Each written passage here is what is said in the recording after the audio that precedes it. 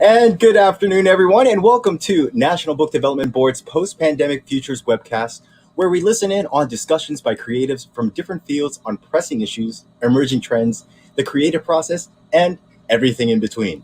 My name is Miggs with the Z and Zurs, and I'll be your MC today for this afternoon. Now, just as a reminder, this webinar is being recorded and broadcast on various platforms. So, let's just say hello to everyone on Facebook. And of course, if you're on Facebook, at nbdb.phil. If you're on YouTube, at Books Philippines.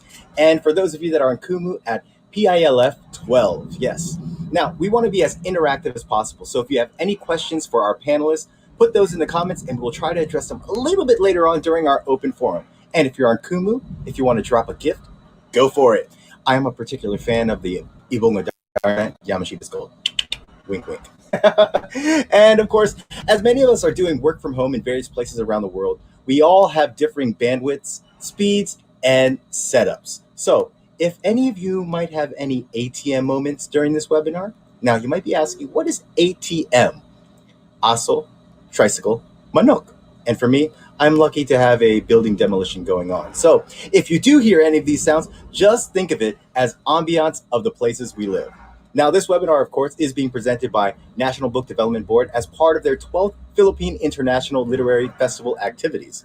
But before we speak to our panelists, let's welcome the Executive Director of the National Book Development Board, Charisse Aquino Tugade.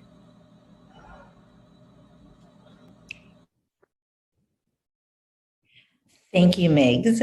Welcome everyone to another session of Post-Pandemic Futures. I would like to thank our speakers for gracing us today for this session. So Post-Pandemic Futures is, of course, just one of the many activities lined up for this year's Philippine International Literary Festival. We have expanded our virtual activities, so we've got a lot more in store for you for the entire year, including Author and Author, My Book, My City, and the Book Club.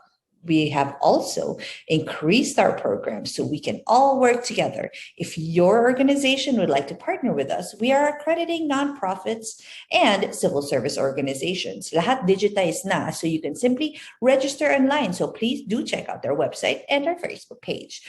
For those of you interested in translations, we are also offering 6.8 million worth of grants. And we also have programs such as the Book Nooks, where we provide books to isolated areas all around the country. And of course, we have master classes year round. Please join us by checking out our Facebook and our website.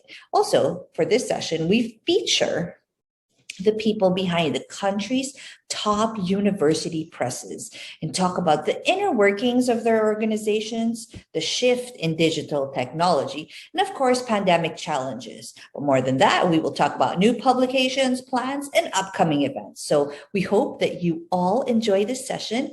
Thank you very much and have a good afternoon. Thank you again to Executive Director Charisse for the warm welcome, and excited for all those upcoming activities you guys have coming up. So for those of you that are interested in any of these programs, don't forget to like them on Facebook at nbdb.phil. So again, welcome to our Post-Pandemics Futures webinar. And of course, it is time to go talk to some of our panelists here, and I hope you guys are ready. So again, for those of you that are on Facebook, feel free to leave comments, and we will try to address them a little bit later on. And of course, same thing if you guys are on YouTube. And of course, if you're on Kumu, yes, hello to Kumu. See you guys all down there or whatever. Keep on hitting those hearts. And of course, you can drop some gifts there. So we are going to start off with our first panelist. Now, he is the director of the University of San Carlos Museum, manager of USC Press, and head of USC Communications Office. He's also a full professor at the USC Department of Anthropology, Sociology, and History. He has written and co-authored books including The War in Cebu, a finalist in the 2016 National Book Awards, and Salapi, the Numismatic Heritage of the Philippines, which won a platinum and a gold anvil in the 50th Anvil Awards in 2014. He is currently writing a book on the archaeology of Cebu for the National Centennial Committee. Ladies and gentlemen, please welcome our first panelist, Dr. Jose Eleazar Bersales. Good afternoon, everyone. Good afternoon, Ms. Charisse Aquino Tugade, the Executive Director of the National Book Development Board, all the participants in this webinar, and also my co-presenters in this forum, webinar forum.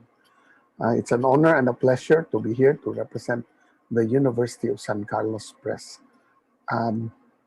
So I'd like to talk on pressing issues at USC Press and beyond that this afternoon very briefly. So as a background, the University of San Carlos Press was founded in 1964 by Father Rudolph Raman, SVD, an anthropologist. It was founded as San Carlos Publications. Father Raman later, the following year, became president of the university. So, and at the same time, concurrently a manager and editor of San Carlos Publications. In 2008, when I took over, I requested that it be named to University of San Carlos Press or USC Press to reflect its location and its identity as a university press. Excuse me. And since 1964, the press has been publishing academic literature, scholarly literature, as well as a few literary works. And starting in 2015, we started publishing textbooks for use in senior high school and general education curriculum. Our former managers and editors start with Father President Rudolph Raman, who ended his term in 1973 after a year of running the pioneer issues of the journal Philippine Quarterly of Culture and Society, which is also run by USC Press until now. He was replaced by Father Joseph Baumgartner, who spent the next 20 years as editor of the Philippine Quarterly and the other journal, the Philippine Scientist. And then when he retired, he was replaced by Dr. Harold Olofsson, an anthropologist, who ran the press, basically just the journal Philippine Quarterly of Culture and Society for 10 years until 2004 when he retired. Dr. Resil Mojares, the National Artist for Literature, the only one in Cebu so far, then took over for 3 years. And then after that, Dr. Lawrence Liao for another 3 years. and then I took over afterwards. So these are samples of our, when we publish hardbound books, no, mostly about Cebu and its history, or Cebu or the university. But we've also gone beyond Cebu. We have one book on Naik, for example, and one book on the earthquake and Haiyan, that the super typhoon that passed by, and its impact in Tacloban. These are a sample of our soft bounds or paperbacks that we have published so far. If you notice, most of our paperbacks in our publications deal generally with Cebu and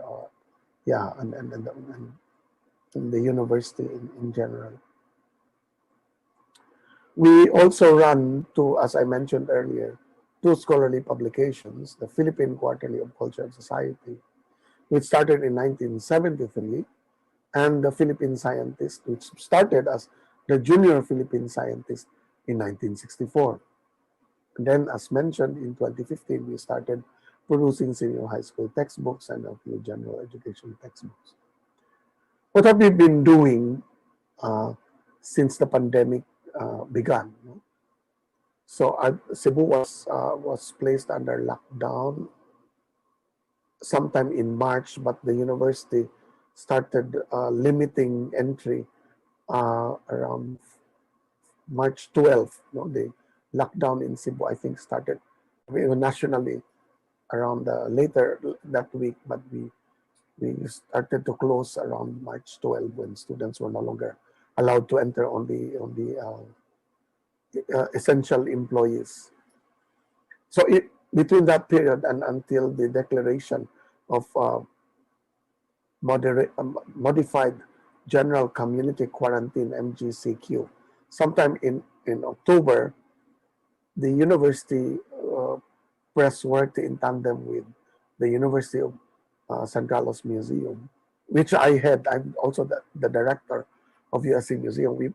We provided, as part of the tokens of some of the authors, some of our books, and we had this series of webinars. I think this is the first that was ever carried out by any university institution in the Philippines. USC Museum started early on, and one of the first that started early on with a series of webinars with some of our authors and some of our potential authors. At the same time, we also went into selling online through emails and Facebook. Unlike other presses based in Manila, we are still trying to establish a Shopee account and an online system at the University of San Carlos. That it's just starting. The payment system using Dragon Pay, PayMaya, it was just announced very recently. So we're a bit slow when it comes to online payments, but we're going there in that direction. Of course, Cebu was at the center of the commemoration for the quincentennial, and as it happens, there are only very few of us that actually, that professionally, I'd like to say, without sounding boastful, in terms of our profession, history, archaeology, anthropology, archaeology, there are very few of us that could do lectures based on Cebu, and so in a sense, almost every month I have these webinars from some group, all online, or from the government, hosted by the government, or by the Ramon Aboitiz Foundation. But at the same time, I was involved personally as the governor's consultant, the provincial consultant for museums and heritage. I was involved in the preparations for the Philippine Quincentennial Museum, which is housed at Museo Sugbo, the Cebu Provincial Museum, while the University of San Carlos Museum remains closed even until now. It's not open to the public. Well, much of the campus is not open to the public. I think only USC Press allows walk-in for customers, for people who want to buy books, and for our consignees. I was also involved personally with the preparation of a series of 10 very large paintings, almost larger than plywood size, by a local but famous painter, Florentino, June Impas, which was unveiled at SMC side about 3 weeks ago.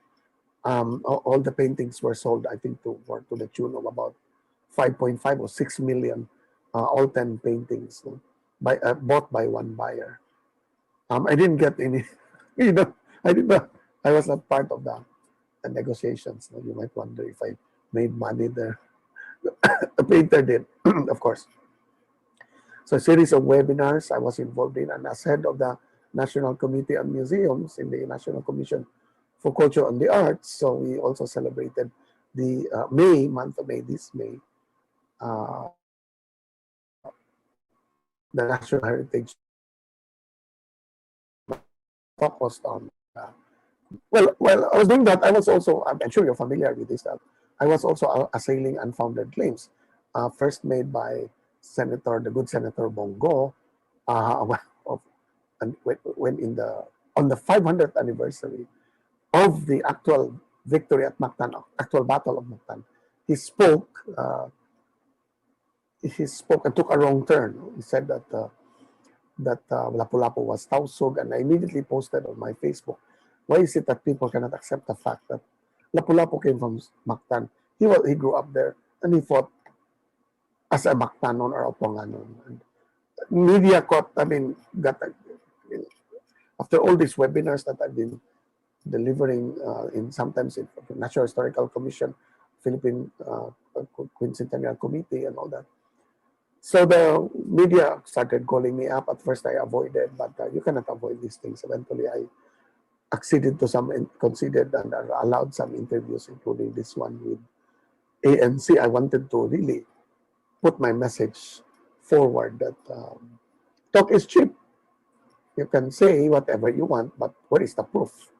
No? And then, well, it was followed by the good President Duterte.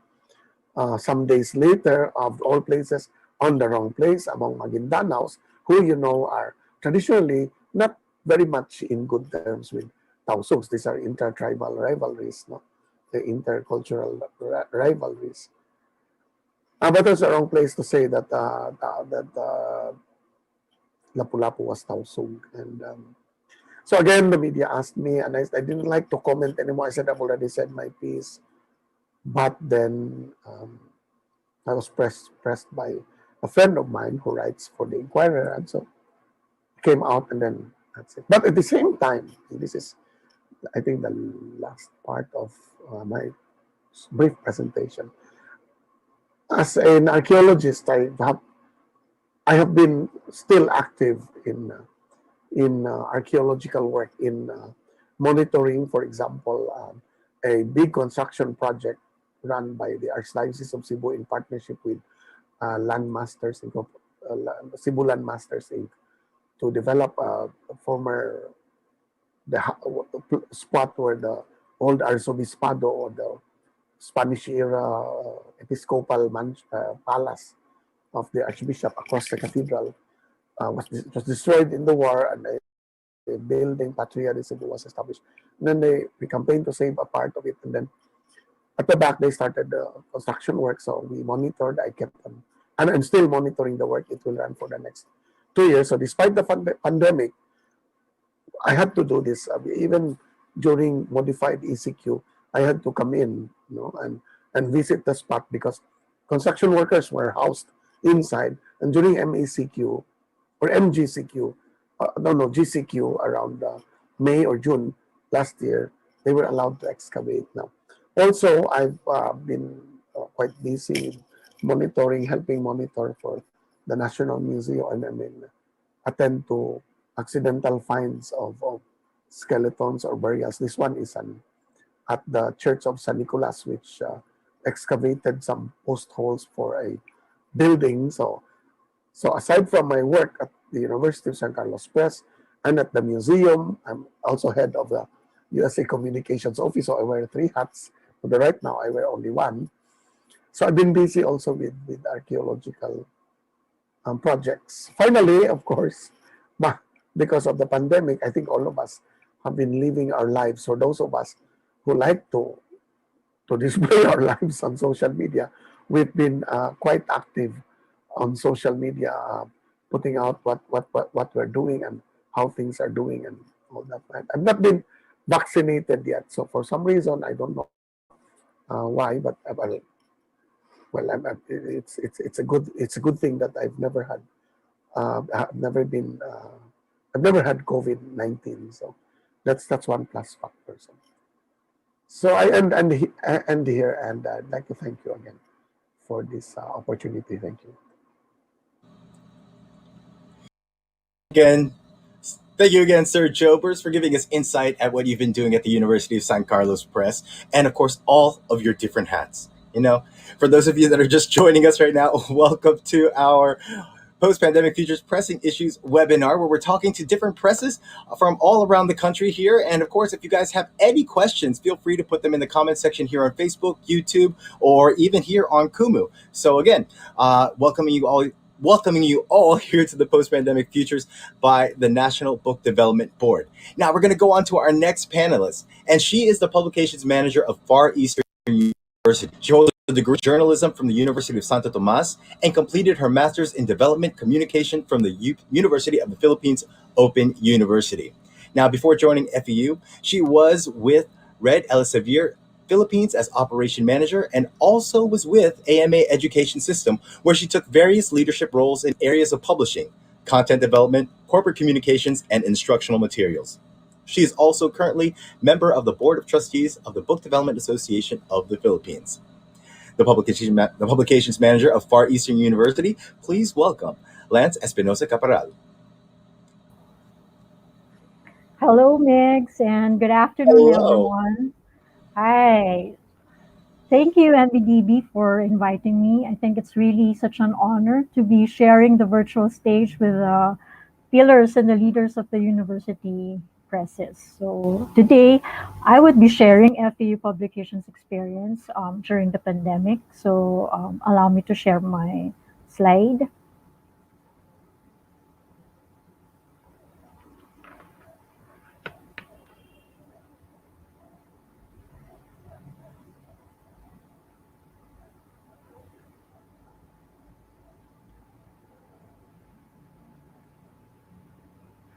Okay, so I hope you guys can see my screen right now. So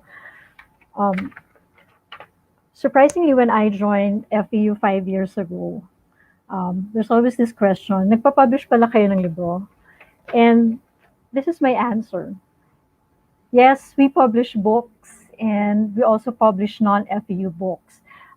In fact, we published the complete poems and plays of Jose Rizal by Nick Joaquin in 1976.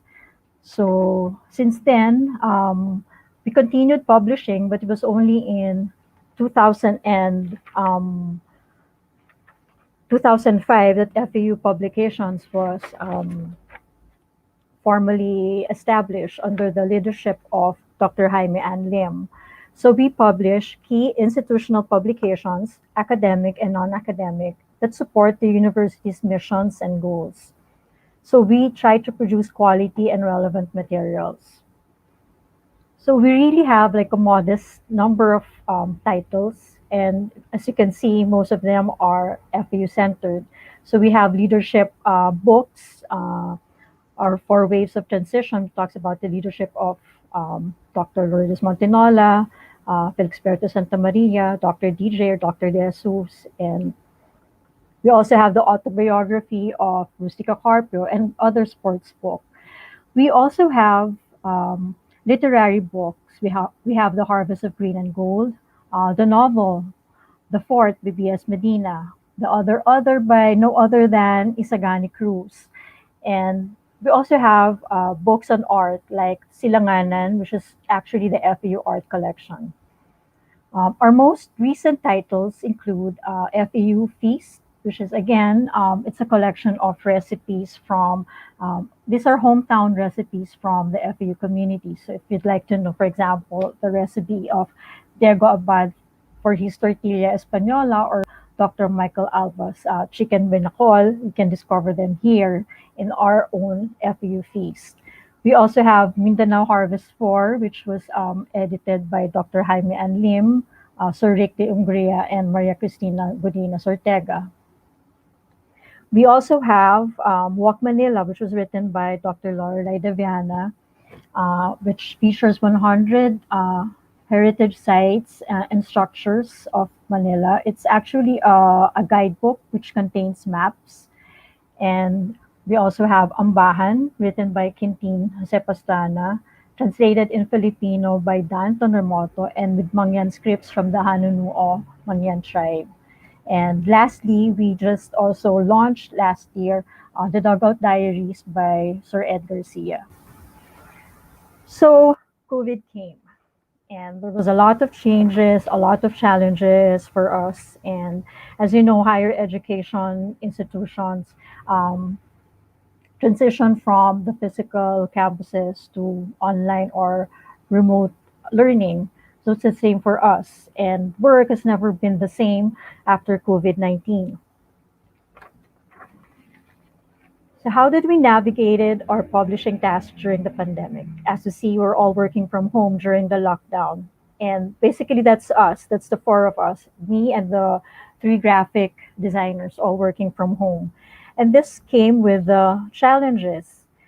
So I would just like to concentrate on the 3 areas of concern that we have.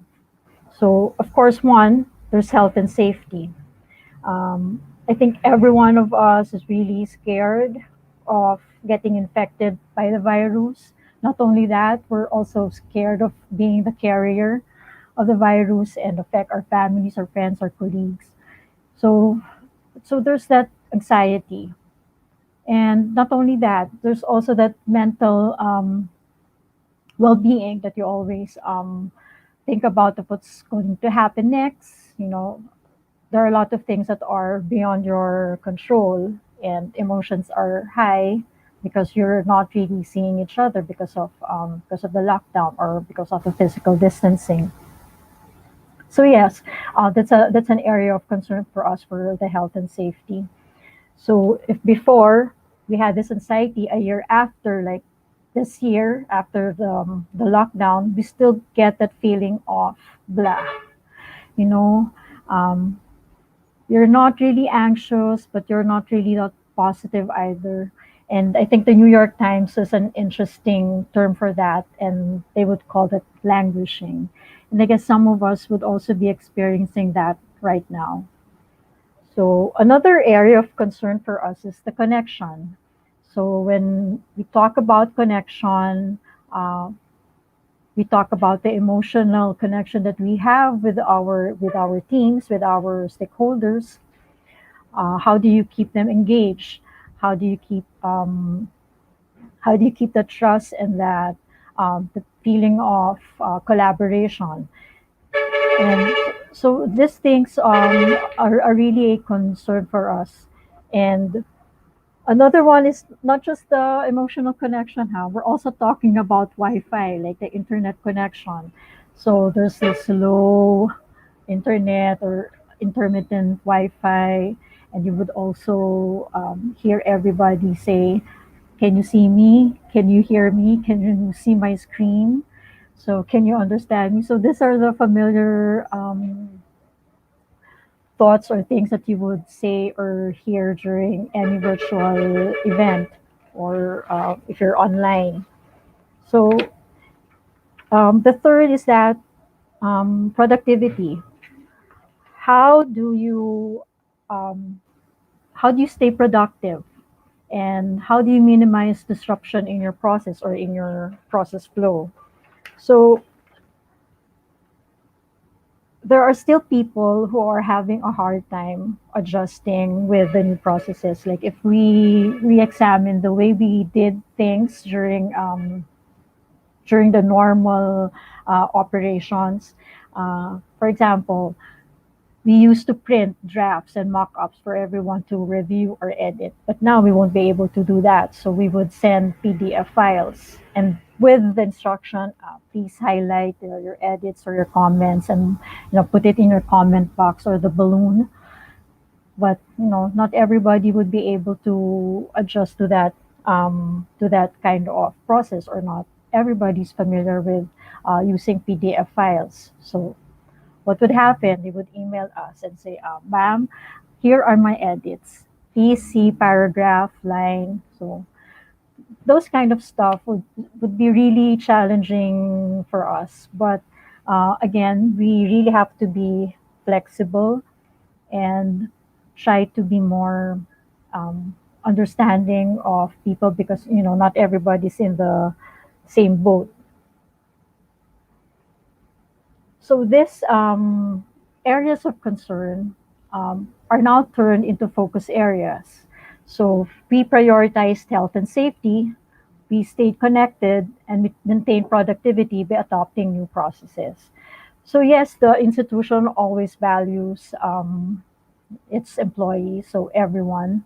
We value our health, our life over deadlines or whatever. But again, we have these digital tools to help us through transitioning. So before, in 2019, late 2019, FEU migrated to Office 365. So back then, we didn't maximize all the applications that are in the Office 365. So usually we would use Outlook, we would use Forms. So there wasn't really any need to explore the other apps that were really helpful. But then when COVID came, that's the time that we were really into online forms. So now everybody's not just into using the Outlook. We're now using Teams, and we're now using other social media like the Facebook, for even Zoom for our meetings and for the works that we do. And we try to stay connected. So you try to still engage your team, and not just to check on what they're working on, or you're on the same page, or everything's on schedule. But I think for me, as a manager, I think it's important that you always check on your team. Kamustahin ka lang, di ba? Kamusta ka? How are you doing? How are things at home? I think these are very important, because it gives them a feeling of comfort and reassurance, especially during the pandemic.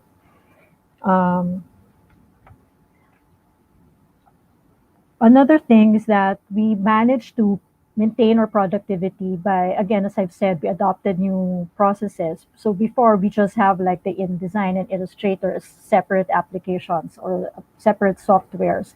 In late 2019, we adopted the Adobe Creative Cloud, which was easier for us because there was like a smooth interface among these applications like InDesign, Photoshop, and Illustrator. And we could all create a shared folder, or just a file where everyone can have access to the templates, to the assets, and to everything that we need for the project. We also relied heavily on cloud storage, which is why we used WeTransfer. So I think those are the things that really helped us through the pandemic. And we also transitioned from the physical book launch. So in 2019, we did a back-to-back book launch for the Mindanao Harvest book and the Walk Manila. So before, we would do it during the MIBF, during the book fair, and you'd have the usual book signing by the authors, and you'd really feel the connection during the event. But now all of this is, not possible. So we had to transition to the virtual book launch. So during the pandemic, we were working on Quintin's Ambahan and Sir Ed Garcia's Dugout Diary. So we're really lucky to have Manila House host the book launch for us. And the Dugout Diaries, we were able to get help from the media center, the athletics department, and the marketing and communications for them to help us organize, because yeah, we're not really that that expert or that familiar with organizing virtual events back then. So yes, it really helps to get this kind of support from all the units, and it turned out great.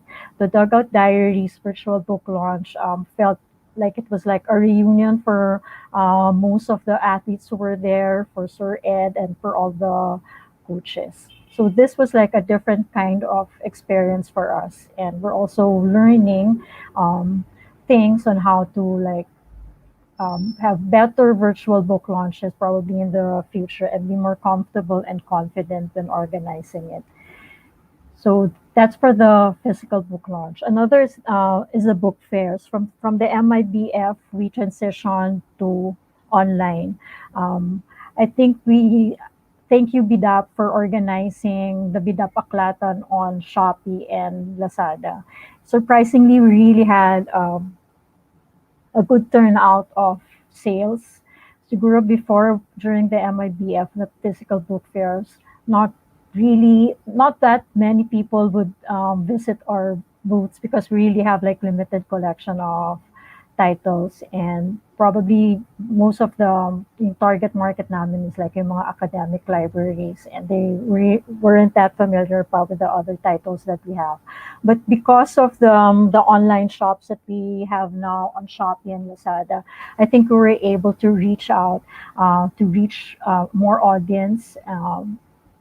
We were able to introduce them to the kind of books that we have or we offer. And I think this is a good thing for us. So we also wanted to move away from our FEU-centric titles. So before, when we have like books just about FEU, now we're trying to explore other genres, like this is a poem, The Ambahan by Quintin Pastrana. And we also had a partnership with ABS-CBN Books for the book of Ed Garcia, Defiant Hope.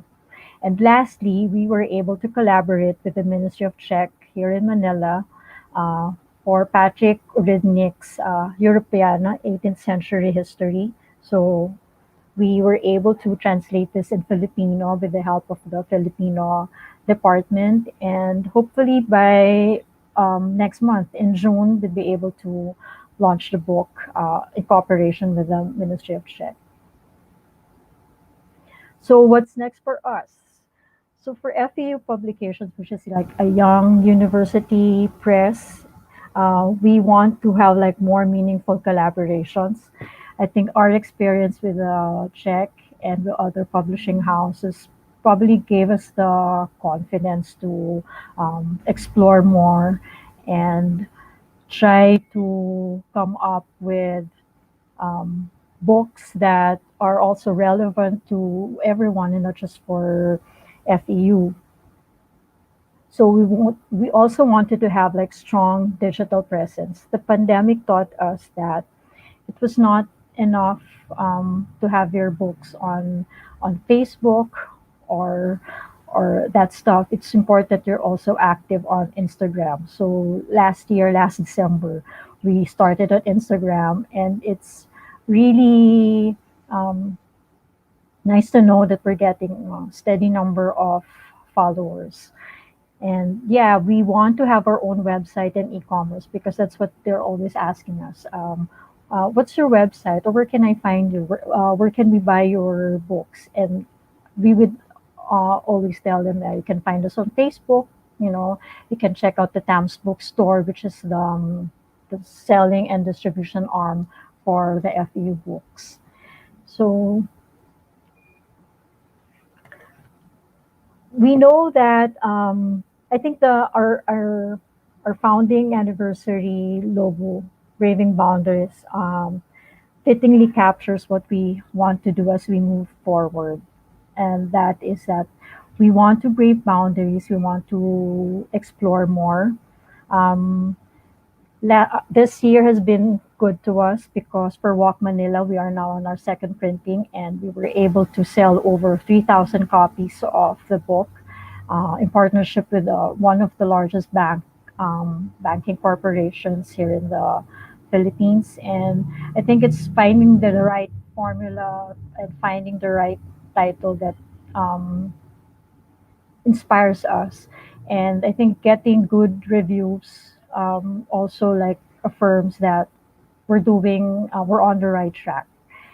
And I think at the end of the day, as we find our identity as a university press, um, the bottom line is that we should be able to know our culture and knowing our values as an institution, and yeah, just to push forward as we go through this pandemic, have that growth mindset, and not to be afraid to ask for help, and to ask if you don't know something, because yeah, at the end of the day, we're all in this together, and just be brave. Thank you very much.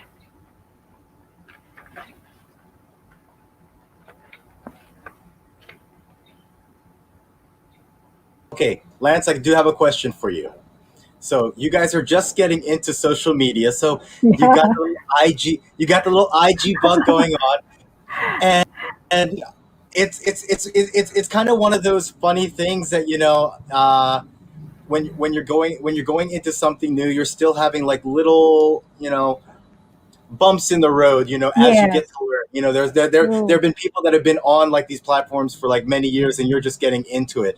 So you had talked about the changing of process and adjustments. So when it comes to social media, is there any tips that you would give to your fellow publishers out there? I mean, I know everybody It's knows what to funny do because you're on asking Instagram. me because we just got into Instagram late last year, and Mhm. yeah, we do have our own Facebook, but yes, because the pandemic actually made me realize that we're not that present in social media. We don't have that digital presence, and I think that was one of the things that um, made me realize that digital is vital. So you have to be there. Mm. And I guess probably in terms of creating the contents, because we're not familiar with that, we're into print, we're not into the digital thing, so it was really kind of new to us, but it was also kind of fun because we are now trying to explore. Like for me, I tried Canva, so it's a quick a quick way to design your contents for your Instagram and your Facebook, and you don't have to use like your Adobe Photoshop, which takes time, because for pandemic, faster turnaround time is better, right? So Exactly. Yes. yeah, so yeah, we're getting there. I think we're getting the hang of it and trying to see what the others are doing, and just to check where are we successful at, or where are we failing. And the pandemic has been like an opportunity to uh, revisit, you know your process workflow, so what's working and what's not working. So there. No, no, that's great, and it's always nice to hear because some people they don't want to admit they don't know they don't know what's going on, so they just want to be in, like, it's like being in the know. But that's great to hear from FEU Publications there. So Lance, maybe later on or whatever, we might have you to do like get you to do like the little TikTok thing, Okay. you know so from print to dance. So again, if you guys have questions for Lance, feel free to put them in our comment section on Facebook, YouTube, and of course on Kumu. So we'll see you a little bit later. Thank you again, Lance. Thank you, Mix. And of course, we're going to move on to our next panelist. He is the author of Murmur Asylum and Tilt Me and I Bend, both published by the University of the Peace Press.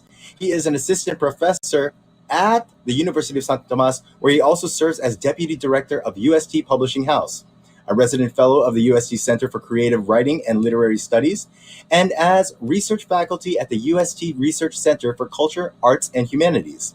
A PhD creative writing student at UP Diliman, he finished AB major in journalism at UST and MFA in creative writing at De La Salle University. He's currently working on his third poetry collection, Beloved Antimatter, a collection in Filipino, Lingid sa Laman, and the English translation of Chuck Berry J. Pascual's Ang Nawawala. He has 2 aspens and over 200 hibiscuses in Bulacan. Please welcome the Deputy Director of UST Publishing House, Ned Parfan. Hi, good afternoon. Can you hear me? Yes, can hear you. Okay. Thank you so much for this opportunity, and I would like to thank you for this, first of all, because I think publishing is such a quiet work. No, it's silent work. You only get to hear us during book launchings, and we don't really get to talk about what we really want to talk about during those events.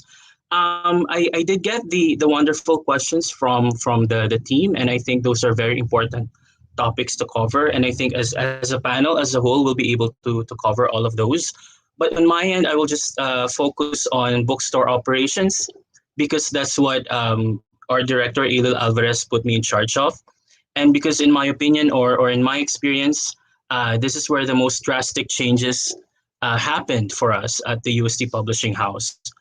I had been deputy director for barely half a year when the lockdown was announced. And while the other academic offices were carefully planning to adjust to the work from home setup, we were worrying about how to run the bookstore when the general public was not allowed to go to the bookstore. So paano ka nga naman magbebenta ng libro from home? And the obvious solution was to go fully online. At that point, we've only been processing online orders through. We have which is still active, and we use it for books with low stocks, hard to find titles, and books exclusive to the clergy. And we use the usual couriers with unfortunately prohibitive shipping costs, and that discouraged a lot of inquiring customers. My predecessors had tried to jump on the e-commerce bandwagon, but had some documentary hurdles. But after reopening during the pandemic, it became a little bit easier to get people to say yes, because we had run out of options. And we had a huge help from the UST Secretary General, Father J. Miranda. So that was all approved and it was all good to go. But finally getting our online shops operational was an entirely different animal.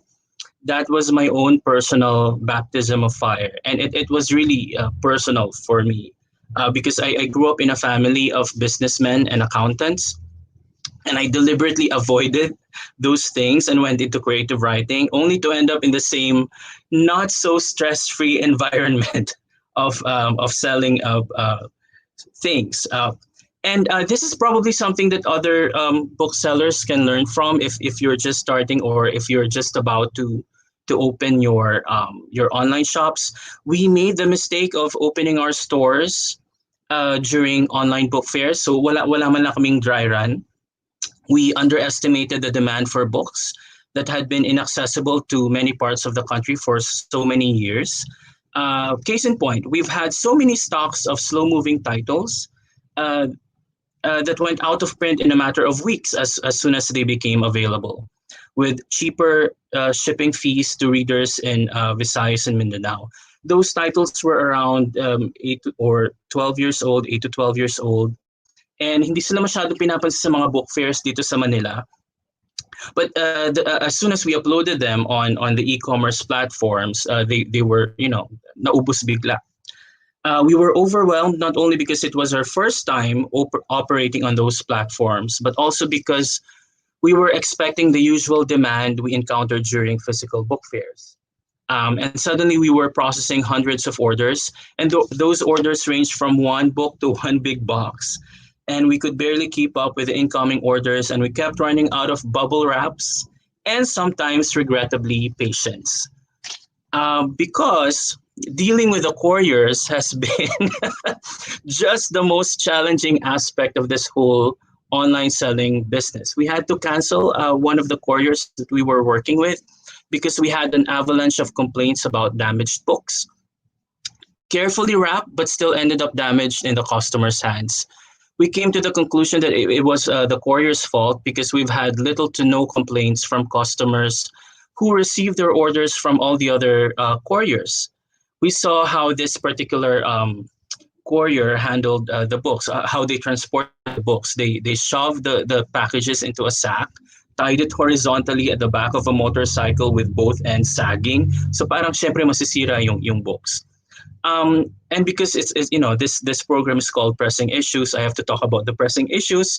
Um, I noticed that there is a discrepancy between the labor structure of a small nonprofit publisher and the labor structure that is needed to meet the demands of these e-commerce platforms. In one of those platforms, there is a particular button that needs to be clicked so that the books might get picked up the very next day. And this is especially important heading towards the weekends. One of the trainers suggested that an employee stays up until close to midnight to do this. Bayaran na lang daw ng overtime. Never mind that the employee might have already been working since 8 in the morning. There is also such a thing as a deadline for booksellers to ship out our books. They call it different things, days to ship, etc.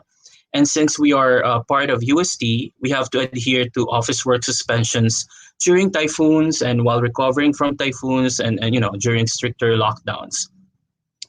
The problem is the e-commerce platforms usually only extends the deadline during sale seasons. It doesn't matter that we always process and pack the orders as soon as we get them. If we fail to ship out the books according to their schedule, the orders will be canceled. So orders canceled equals sayang oras, sayang bubble wrap, and loss of potential income. Some couriers even have 8 a.m. to 8 p.m. as their pickup window. And if we miss that window, if they arrived and the office is already closed, for example, that will be tagged against us. Parang it's our fault that we weren't there to deliver the books. So this led me to imagine that their ideal labor structure is that which can stay open 12 hours a day like a mall, even during Saturday, waiting for a courier that may or may not arrive, even during inclement weather in the middle of a pandemic. May ambulance, wait lang. Breakthrough happened for me when, in the craziness that is the holiday season, one customer complained that she ordered a lot of books which never arrived. So it was embarrassing because she paid a lot of money for these books and she never got them. We apologized profusely, but we couldn't search for her order on the dashboard. We asked for her order number and we just couldn't find it. The customer got more and more frustrated with each reply, and we also got more and more stressed and embarrassed. So we just asked her for the titles of the books. Maybe we could search for her order in that manner, or maybe we can just prepare, her order again in case she still wants to get them. And then the titles she gave us, those titles were published by an entirely different university press. So we were stressed over nothing. So I did not share the anecdote to shame the customer, the buyer. I shared it because after that moment, I told myself that as far as e-commerce platforms are concerned, I will never be stressed about anything anymore. If the couriers don't show up, it's fine. They're probably also worried about their safety. One of the in one instance, we got a lot of headache from the couriers earlier on because they were giving us different reasons, and until one of them admitted that they were avoiding the UST hospital, and we thought that was unfair because the hospital obviously is on the opposite side of the huge campus. So that shows us that the paranoia around COVID, also affected our operations. So maybe they're also worried about their safety. That's why they're not showing up. If the orders get canceled, it's also not our fault. We pack them on time. If the customers don't get their books in 2 or 3 or 4 days, I don't think they will get sick from that. The most pressing issue is our health and our safety, and nothing after that is urgent anymore. We've lost colleagues in the university. We've lost manuscript. We've lost a manuscript reviewer in the middle of reviewing a manuscript. We've lost authors. We've lost friends. We've lost family. One of the staff said, "Sir, paano yun pag na-cancel yung order?" And I answered, "Ganun pa rin naman ang sweldo natin." we're as grateful as we are for the services offered by these e-commerce platforms. We are not their employees. We are UST employees, and so we follow our own work schedule and our own safety protocols. So to end, I would like to thank our readers and our book lovers for supporting us and keeping us open even during the pandemic. And we thank them for their patience if the books don't get there the soonest possible time, because we're also ensuring the safety of those we work with. And para naman mapakita rin namin yung editorial work namin dahil puro bookstore ang pinag-usapan ko because of the limited time that we have, I would like to show you our upcoming titles.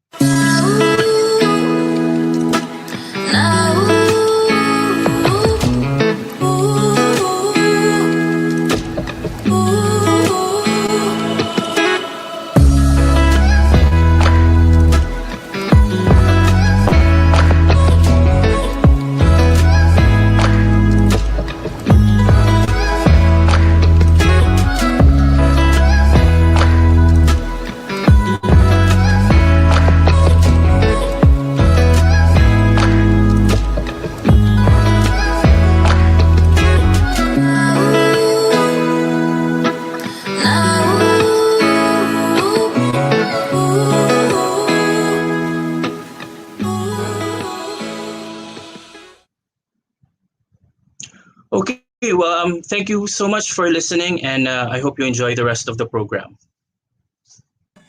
Thank you so much, Ned, for sharing with us some of the hurdles you got over at UST Publishing House. Now, you know that you've heard that term "blessed to be stressed," correct? Yeah. So I guess in your situation, blessed to be stressed so you don't stress. Now, when it comes to bubble wrap, I'm going to ask you, do you ever pop some of them just to relieve some of that stress? I absolutely do. Absolutely do. Every chance I get. But is it like, because I mean, it's because when it comes to bubble wrap, you know how they have the little tiny bubbles and they have the really big bubbles. So which is the one that you were running? Which is the one that you ran out of most? The little ones or the big ones? The medium-sized ones, because that's the usual preference for these e-commerce platforms. Mm-hmm.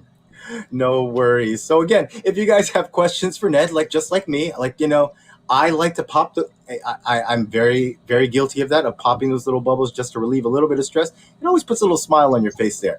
But again, if you guys have questions for Ned, feel free to put them in our comment section on Facebook, YouTube, and of course here on Kumu. Again, we'll talk to you guys in a few minutes. Thank you again, Ned. Thank you, Migs. So again, for those of you that are just joining us right now, welcome to our Post-Pandemic Futures Pressing Issues, where we're talking to our university publishers here in the Philippines. Now, if you have questions for them, again, we ask that you please put them in the comment section on Facebook, YouTube, on Kumu, and of course, drop gifts if you like to as well. And of course, we're going to keep things moving here because it is a Friday and it is hot outside. So we want to go introduce our next speaker. He teaches creative writing and comparative literature at UP Diliman, where he serves as the director of the University Press and a fellow for poetry in the Institute of Creative Writing. He's the author of numerous poetry collections and works in literary and cultural criticism. Between 1994 and 2014, he co-edited the famous Ladlad series of Philippine gay writing. Other important anthologies that he edited are Aura, the gay theme in Philippine fiction in English in 2012, Bright Sign, Bright Age, Critical Essays in Philippine Studies in 2017, and the forthcoming Lamios, New LGBTQ Fiction from the Philippines. He's currently working on Lika, his 7th poetry book. Please welcome the director of the University of Philippines Press, Dr. J. Neil Garcia. Given our session's title, I suppose our task as speakers will be to share our thoughts on future post-pandemic trends in university publishing in the country. This even as the pandemic's end is not exactly certain as to when, even as the how seems clear enough, through mass vaccination and the achievement of herd protection among the great majority of citizens here and everywhere else. Of course, we cannot think of a level playing field and therefore of a standard timeline as far as any of this is concerned. Among many other lessons, what the ongoing global health crisis has reminded us is just how deep and vast are the chasms of inequities inside and among populations and countries, even as it has also driven home the point of how equal we are ultimately in our mortal fate, in the privations and the finitudes as well as the responsibilities and affordances of our shared and imperiled world. More than a year into varying degrees of community lockdown, what's somewhat clear also is the shift toward blended forms of instruction, especially in the tertiary and postgraduate levels, not just in our country, but also globally. These have been collectively called flexible learning, and what it basically implies is that face-to-face instruction may not need to be a mainstay or the dominant mode, but may simply be one out of several forms that education, especially higher education, may need to take in our immediate or possibly remote future. In whichever post-pandemic scenario, what will most clearly endure is the inescapable value of books, print or electronic, with scholarship and literary creativity most likely not experiencing a diminishment but actually possibly a burgeoning in light precisely of the globally transformed situation. As we have already seen, this is a situation that affords and will most likely continue to afford academics and creative writers a lot more downtime to commit themselves to research and writing projects. Or at least we've noticed this in the UP Press, which continues to receive a plenitude of manuscript submissions of and book proposals for literary and academic compositions from local writers and scholars both. The UP Press is the official publishing house of our country's one and only national university, which, as we know, is actually a system comprised of several constituent universities sited across our archipelago. It will continue to serve this function for the UP system and for the Filipino nation, therefore, whatever the public health situation may be. As long as the UP exists, knowledge production will be one of its most important mandates. The dissemination of this knowledge, literary and academic in book form, will be a task that its publishing house will need to continue to carry out.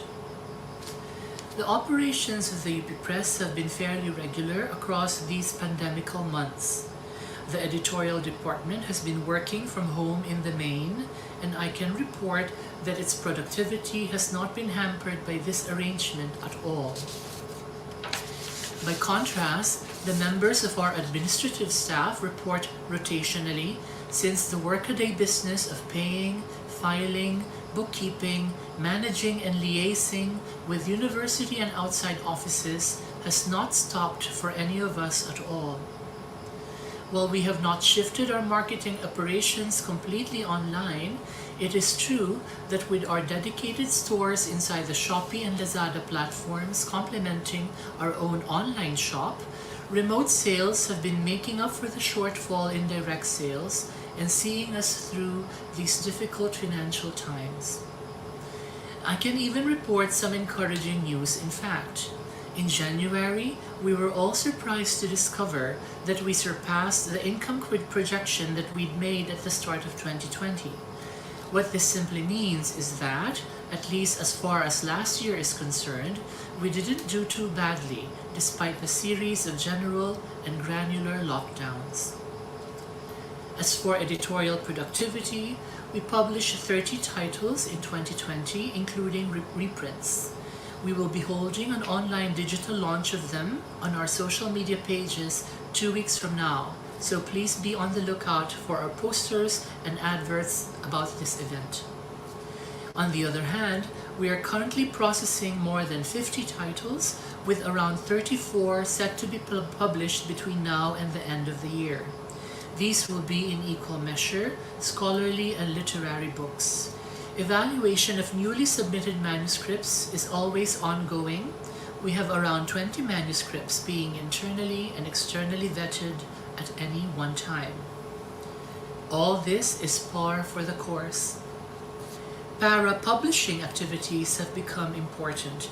I had once referred to these as our varied efforts to give our books a social life, through which they may be made to transcend their physical realities as objects and become socially transformative and possibly immortal things that we in the humanities like to call texts.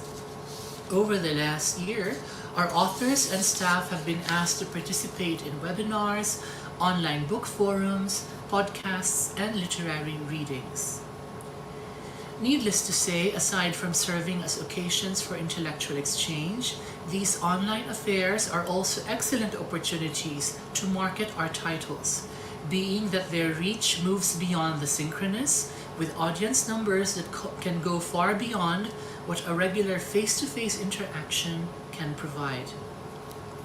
One question we can ask is if the educationally blended future will see more books migrating from the print to the digital format. And if this is so, will university publishing in our country, or at least the UP Press, end up adopting the e-book format by and large?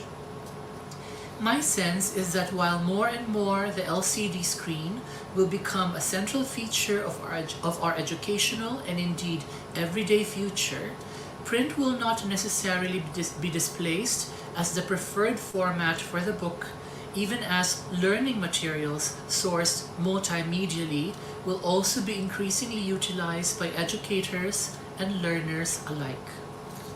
I am therefore rooting for the continued viability of the printed book, not only because I prefer it personally, but also because, going by even the more recent surveys, the e-book bubble has not only burst, it has burst and been roundly defeated by the print medium. Despite saying this, I must acknowledge the likelihood that the UP Press will need to resume its limited line of carefully selected e-book titles, which indeed it used to have in collaboration with an all-Filipino digital publishing firm. At this point, allow me to close by sharing with you what I believe to be two of the most important and telling features of the academic titles that the UP Press has been inclined to publish since it was established in 1965. I do this because I feel, or at least I hope, that UP Press books will continue to profess these qualities in the foreseeable future, especially since the public health crisis we are facing has clarified even further the importance of locally grounded and urgently relevant knowledge. The first feature has something to do with the issue of address. It may not be easily apparent at the outset, but the fact is that all texts have an implicit reader who is the addressee of the monologue or narration that the author of any book is overtly or covertly carrying out. This is simply unavoidable and holds true even when the book in question is scholarly rather than literary. Obviously, because they're written by homegrown scholars and writers, our books are pointedly speaking to a Filipino readership. The second feature has something to do with perspective, in particular, a critical nationalist perspective, which I feel most of the books that we have been publishing pointedly or indirectly espouse. To my mind, while politically invested in the concept as well as in the reality of the Filipino nation, critical nationalism is entirely wary of institutional nationalism and criticizes it for its many excesses. Among other things, it recognizes the fact that this discourse is produced and championed by our country's elite, whose interests it serves and whose bourgeois and heteronormative narrative it tells, at the expense of subaltern narratives coming from marginalized subjects. Also, critical nationalism is careful to avoid the myth-making tendencies of any institutional nativist project that seeks to recuperate a lost pre-colonial identity, for what likely underwrites such an undertaking is a covert and persistent, needless to say, colonial desire to be affirmed by the center, whose attention and approval it continues to seek. Finally, critical nationalism situates the issue of cultural production within unequal macro relations, which themselves constitute a specific modality of an expansionist, now unctuously called global capitalism. Needless to say, the salience of the class question, alongside other questions of inequality, remains integral to the critique that critical nationalist accounts must offer. Given the fact that the unfinished pandemic has served to clarify the violent cleavages in our lives as air-dependent creatures on this planet, who do not enjoy an equal share of its resources, and for whom the only true commonality is the body's all too real and all too ordinary vulnerability, the hope that our university scholars, researchers, and writers will continue to be attuned to the question of injustice and inequality in our country and in the world at large, and will endeavor to speak to our people and their needs in their works, to me, proves comforting and consoling enough. I am confident that with the support from all the allied sectors in higher education, university publishing in our country will continue to prosper and become more socially responsive and responsible in the proximal and remote futures. Here's to all our university presses. Maraming salamat po. Thank you again to Director of the University of the Philippines Press, Dr. Neil Garcia. And of course, if you have any questions for him, of course, please put them in our Facebook section. And of course, Sir Neil, how are you? Yes, I'm okay. Thank you for playing the video. So far, no my worries, no worries. internet is holding up. Well, the connection has been going in and out for me on my end or whatever. I don't know why, but it's just one of those things. But we're glad which is why I decided to do a video recording, because it would be a shame if the whole thing got sort of like disconnected in the middle. So I think that went well. Thank you. No, thank you so much, and of course, thank you so much for giving us a little bit of insight into what you have been doing over at the UP Press. Now, I do have one question for you. Like you did address, it's a question that's coming up a lot in our comments section about moving from the print. Like everybody is trying to go from print to digital to ebook learning. How do you feel like the ebook learning is gonna? How is it coming into play for your publishing house? Well, we discontinued our ebooks around 5 years ago. We actually had probably 50 titles that we turned into ebooks just as a kind of experiment, because we were trying to see if that market was actually viable in the country. We did not really get encouraging results from that. Our traditional books were still outselling the ebooks, and there is a danger. There was then, and I suppose even now, a danger of piracy when you have these sort of like very important books turned into ebooks and they get pirated. That would be a great shame and a great loss for the author, no? Because the royalties are going to go nowhere, right? And so we didn't really sort of like go full steam ahead with the ebook project. After 5 years, I discontinued it because we actually, first of all, our collaborator folded up, Flipside Digital Content folded up. And also, even before they folded up, we just didn't think it was worth it because our print books were still the primary vehicle for the books. And the market was there in the print book. And of course, that's already been borne out by studies globally. The ebook bubble has burst.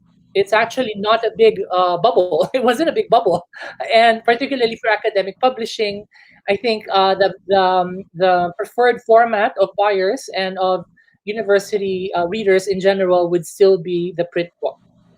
But outside from ebook publishing, of course, there's e-commerce, and that's where a lot of our energies have been devoted, particularly because direct sales have taken a very big hit because of the pandemic. You can't really go to bookstores anymore, to our own bookshop on campus. It's such a big ordeal to get there. And then, of course, we have our own outlet in the UP Town Center, and it's a mall, and that mall was going through several sort of like restrictions as well, according to the classification of the IATF. It's MECQ, ECQ, GCQ, these things, right? So it's the ebook, it's the e-commerce platform that actually has aided us and has compensated for the loss in direct sales. So that's where I think all of us are sort of like all the other speakers I've been listening to have been saying, right? We are tapping that platform, and it is providing a lifeline to the university presses. And I am very frank about that because if it were not for e-commerce, I don't think we would have met our income target last year. It was quite a surprise to see that we actually surpassed it. We made the projection when there was no pandemic. We made it at the end of 2019, right? Because you have to have a projection for the next year at the end of the year. And so we made that sort of very optimistic projection, and we met it after all. So it meant that actually congratulations. e-commerce works. But of course, we have a lot of new books, and that's how you make money, or that's how you have a continuous stream of income, is if you keep putting out new books. So that's my bit of advice to all the university presses. You have to have new books. That's the way you do it. You have to keep working. All right. Thank you so much, Dr. J. Neil Garcia. Again, we'll have you on a little bit later for our open forum. Now, of course, the Post-Pandemic Futures webinar is being presented by the National Book Development Board as part of their 12th Philippine International Literary Festival activities. Now, we're going to move on to our final panelist for today, who is the director of Ateneo University Press. She assumed this post in 2016, and the press was awarded Publisher of the Year for 3 consecutive years from 2017 to 2019. Now, before that, she helped start and lead Anvil Publishing for 26 years. For her work in publishing and literacy development, she was named one of the 10 outstanding women in the nation's service in 1995. She's currently Vice President for External Affairs of the Book Development Association of the Philippines, Board of Trustees member of the Union ng Mga Manunulat sa Pilipinas, and Philippine Pen. Please welcome the Director of Ateneo University Press, Maria Karina Africa Bolasco.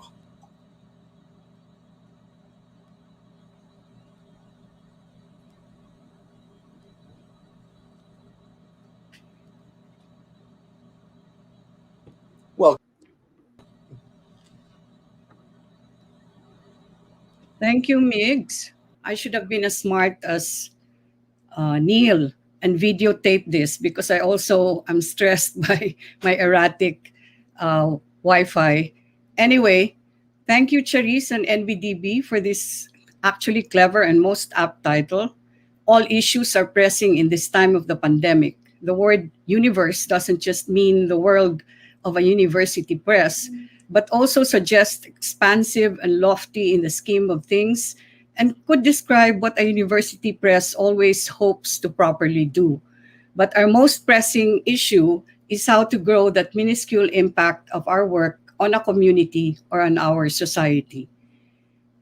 Pressing issue 1 is to see things as they were.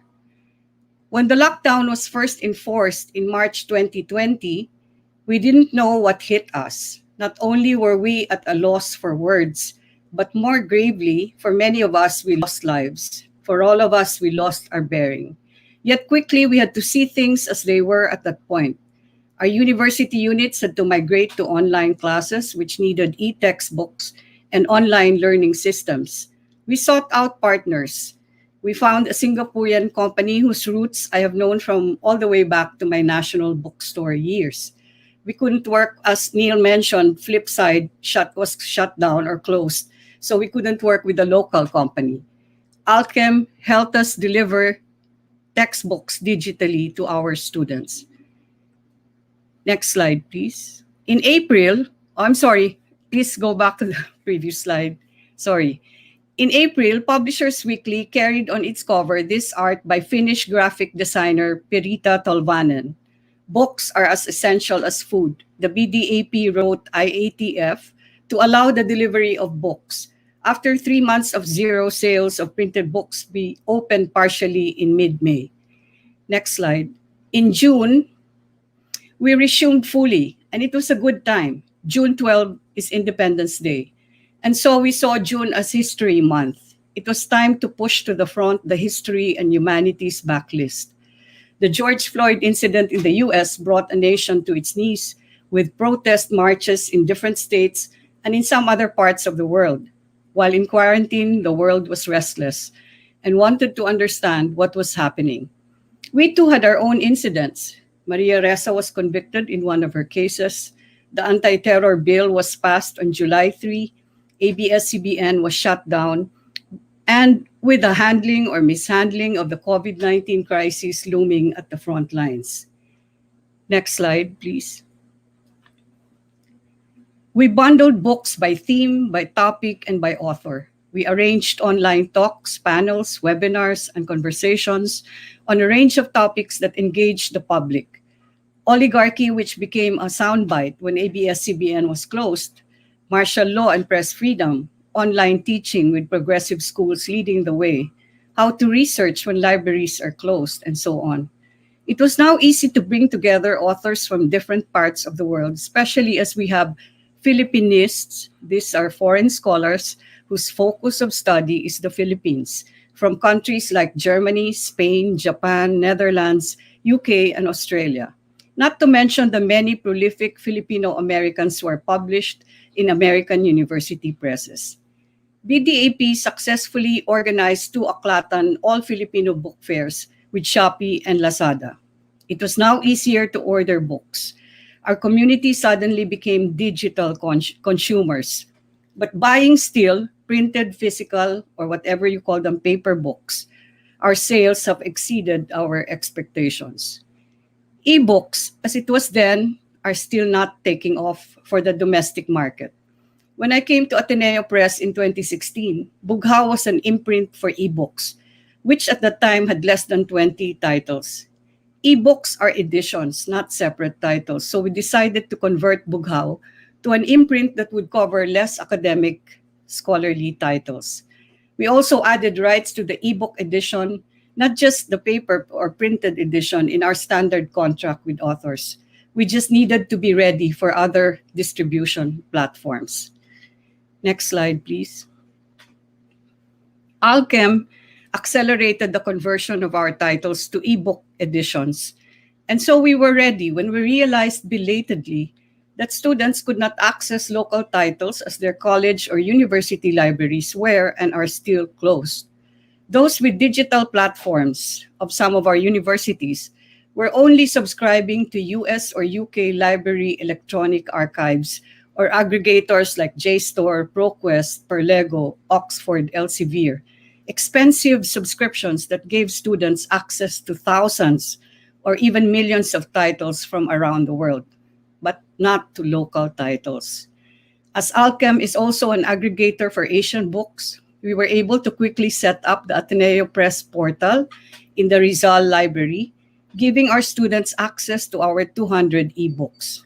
We hope other university presses will also come on board and give Filipino students access to Philippine books in their college libraries in times of crisis like this pandemic. Pressing issue 2, not to lose sight of our vision. The University Press, when founded almost 50 years ago, is supposed to be the supreme expression of Ateneo University's mission to contribute to nation building by publishing great and original ideas and new knowledge that have an impact on life and living in our country. Next slide. We put them front and center of public life to start a discussion, provoke a debate, repeal a law, redesign a program, etc., within and beyond the university, and contribute to an ecosystem that will grow a critical mass of thinkers and actors who will raise the quality of life of every Filipino. Next slide. We are learning new promotion strategies like author video clips, book trailers, one-on-one conversations between authors, readings, which Savage Mind really started on early in the pandemic, because anything is possible on the new platforms. Next slide. Here are some classic titles which built on each other. These are foundational texts from which new theories and studies evolved. These are the books often cited in new book after new book over the years. The sociologist and great thinker Max Weber said in the early 20th century that a scholar's vocation is to take on a task that no one believes is worth doing. And when that succeeds, the scholar knows that the work will generate more questions, answerable only by new scholarship that eventually will surpass it. It is in fact the destiny and the point of a scholar's work to be left behind. But that is also what it means to be a pioneer, to think ahead, to be the first to think of what might seem like a small question and dedicate your life's work to it. Next slide, please. As one Association of University Presses, this is the U.S. Association of University Presses invitation to a meeting stressed, and I quote, "Society needs expertise and evidence-based policy. Universities want to publicize their scholarship, and having worked for years to produce major findings, academic authors want their ideas to inform the worlds of business, government, and civil society." Close quotes. Presses want to sell books that will be read, share the knowledge, and create an impact on a development policy, a public education reform, or an urban plan for a health center.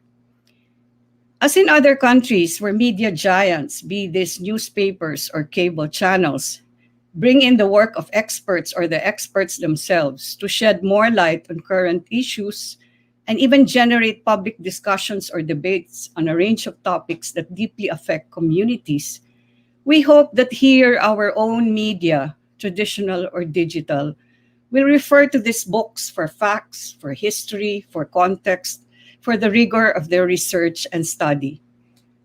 Well, some hopeful examples recently are journalist Griselda Yabes's article in the Asia Sentinel when she wrote on community pantries. She titled it, "Miss Congeniality Starts a Filipino Revolution." This was in the April 23 issue.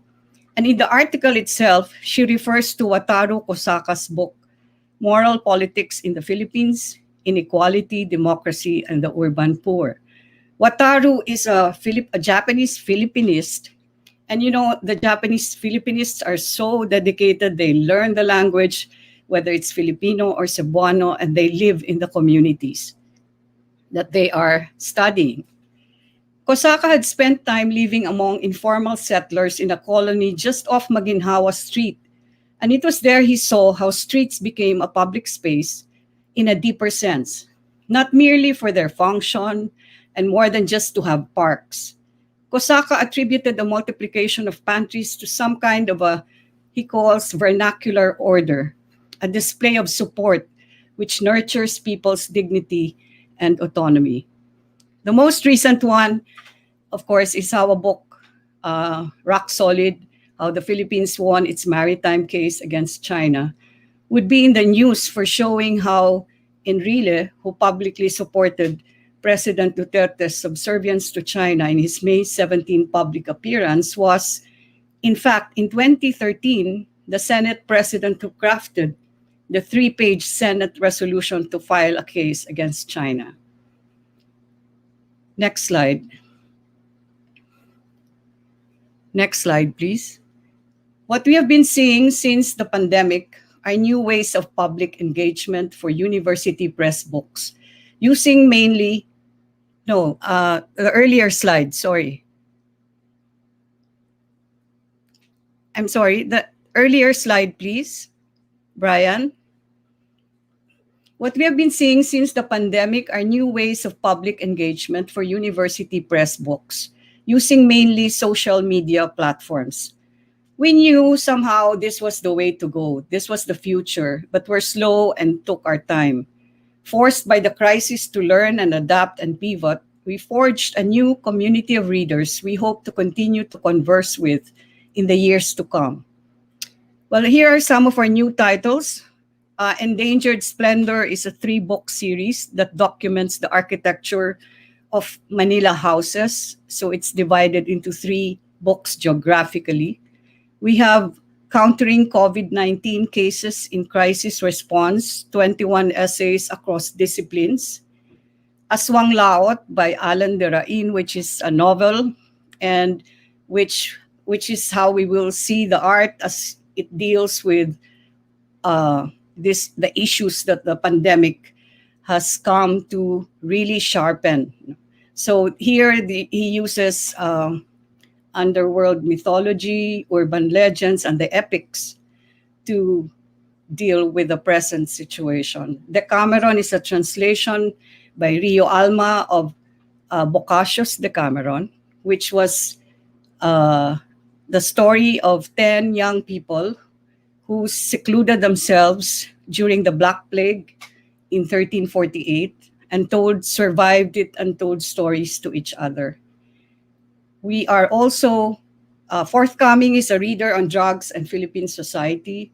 We are reissuing the 40th edition of the Sulu Zone, 1768 to 1898 by James Warren, which is also a classic, and a prize-winning novel, which came out a long time ago, My Sad Republic by Erica Malinda, which will carry the painting of national artist Ben Cab of the same title, My Sad Republic. Pressing issue 3, next slide, please. What we find when we get lost. The pandemic in year 2020 is the worldwide crisis that got us lost, but also the year of clear vision when you say 2020. What did we find and see clearly when we got lost? I use here my grandson's drawing on the right side to illustrate how capitalist economic accumulation has morphed into a monster. Next slide. Accumulation of all costs, of wealth at all cost, which is the engine of our economic system, starkly shows in the time of the coronavirus how dangerously unequal the world is. The recent world data, October 2020, estimates that global poverty is at 9.2%. 689 million people in the world live in extreme poverty on $1.90 or less a day. 4 decades of neoliberal policies of capitalist accumulation of wealth have brought about, and I quote, widespread social injustice, economic inequality at surreal levels, and explosive popular anger, close quotes. Our own SWS July 2020 survey says 54% of our population rate themselves poor. Is a social solidarity economy possible? Economists cannot just turn to us and say it's complicated. Next slide, please. What else did we find while we were lost? We saw how nature was given some respite from humanity and its unmindful, irrational, profit-driven behavior. In the lockdown, the International Energy Agency itself said carbon emissions were down by 20 to 30%. We saw animals moving to urban spaces, new kinds of birds we have never seen before, chirping on our window ledges in the middle of cities of high-rises, and the air and sky so vastly clear and blue. But also we continue to see signs of how close nature is to breaking point, intensifying global warming, forest fires, floods, earthquakes, and eruptions. Eco-socialists need a global narrative. Climate justice, next slide please, should be a vocation for all of us because it requires urgent solutions at a huge scale. The community or local level is not enough. Imagine if our finance secretary, NEDA director, and bank presidents were all climate activists. Next slide, please. Next slide, sorry. This collage of pictures of birds I got from posts of friends, from Bullet Marquez, from Ferdilianes, Chris Yabes, and Boy Aguila. For me, it's a visual representation of the environment we have to work for post-pandemic. It is good news that the International Energy Agency itself, the very office that is supposed to ensure the world's supply of energy, on May 18 declared, and I quote, "There is no need for investment in new fossil fuel supply in our net zero pathway. Beyond projects already committed as of 2021, there are no new oil and gas fields approved for development in our pathway, and no new coal mines or mine extensions are required." Considering it was 1988 when NASA first told the US Congress that climate change was underway, this pronouncement then is truly radical and most welcome at a time as this. This means that the IEA is resolute about stopping the exploration for oil, gas, and coal. Next two slides. What else must change? Our social contract, our relationship with the state, with our government. Next slide. Government must be a powerful force for good in the lives of the people it serves. The drawing on the right is by children's book illustrator Cora Dandan Albano. Last slide. We need to build power at the community and municipal level. We need to rebuild bottom up, but this doesn't mean shifting unpreparedly to another form of government. What must we fix our eyes on? As university presses, we must be ready for path-breaking, disruptive ideas and theories, studies and researches that will help us redesign programs and reshape policies, not toward resilience solely, but toward climate justice, a social solidarity economy, and a new social contract that benefits all the people. We don't want all the birds gone. This drawing on the left is by Alan de Rain. It came out in a Benedict Anderson book. And like that lone matchstick, this is the popular, progressive, urgent moment, our last chance.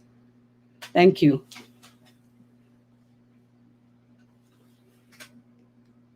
Thank you so much, Ma'am Karina, for letting us know a little bit about Ateneo University Press and how they've been operating during the pandemic. Now, I do have a question to ask you. Did you guys find any difficulty or resistance when you guys were moving new platforms, either from the admin side or even the student side? Well, if you're talking about the community, I did hear, and I still do hear, that there are faculty who are having difficulty moving or doing online classes. I know of one or two professors who'd rather resign and find another job than continue doing it. No, but from our end, we were fortunate to have come on board just before the pandemic, two young junior editors and two young marketing staff who are so tech savvy and so made production, editorial work so much easier.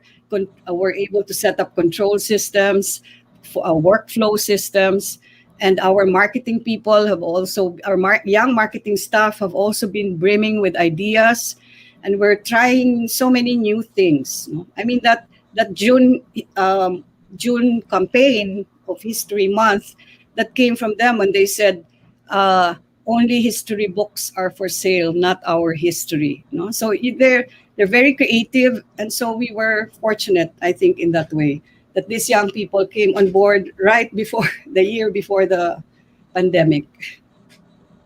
No, that's great. That's great to hear that, like new blood is coming in and putting in their ideas and, finding that nice, I wouldn't say compromise, but that nice balance that will help, move everybody into the next stage of what is going to be happening. So again, if you guys have questions for Ma'am Karina, please put them in our comment section, because we'll be doing our open forum in just a few minutes. Thank you again. Now, the Post-Pandemic Futures webinar is being presented by the National Book Development Board as part of their 12th Philippine International Literary Festival activities. Now, we had all 5 of our panelists present to each and every one of you. So again, giving you guys the forum in just a few minutes here. Again, giving you time to go ahead and put your questions in our comment section on Facebook, as well as YouTube and on Kumu. Now, just to recap, we had Dr. Jose Eleazar Bersales from the University of San Carlos Press. He gave us a little bit of a brief history on the USC Press that has a majority dealing with Cebu history and the university, that they also publish scholarly journals. And as the new normal kicked in, they started doing webinars early on during quarantine times and online selling.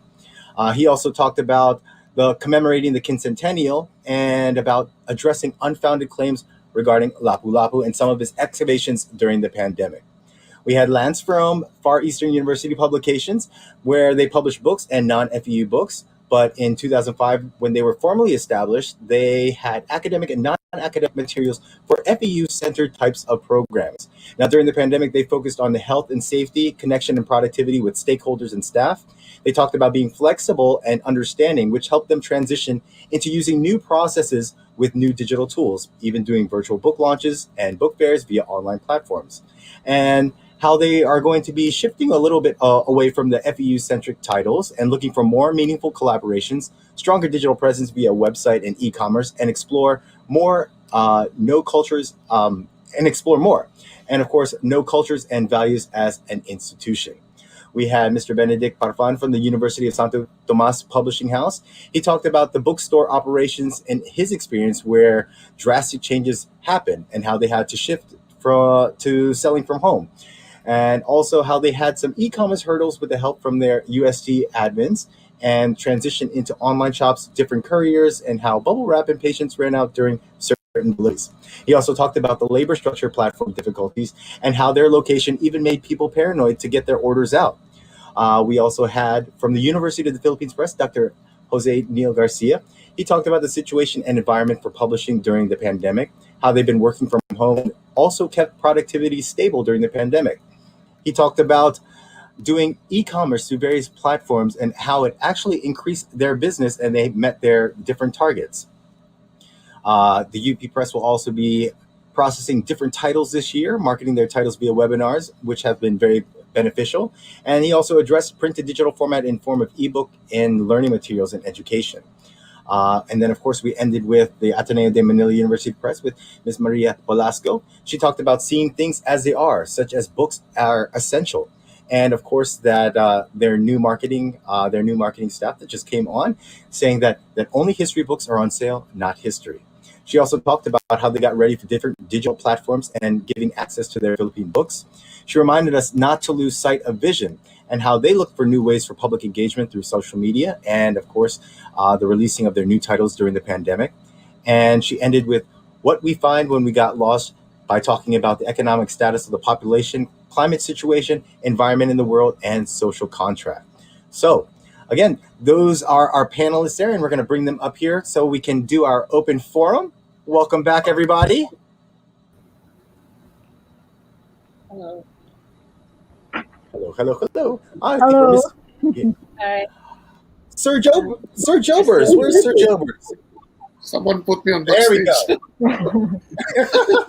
they were making sure that your hat was adjusted properly before you came back on. So, welcome back here onto our main stage here for the Post-Pandemic Futures webcast.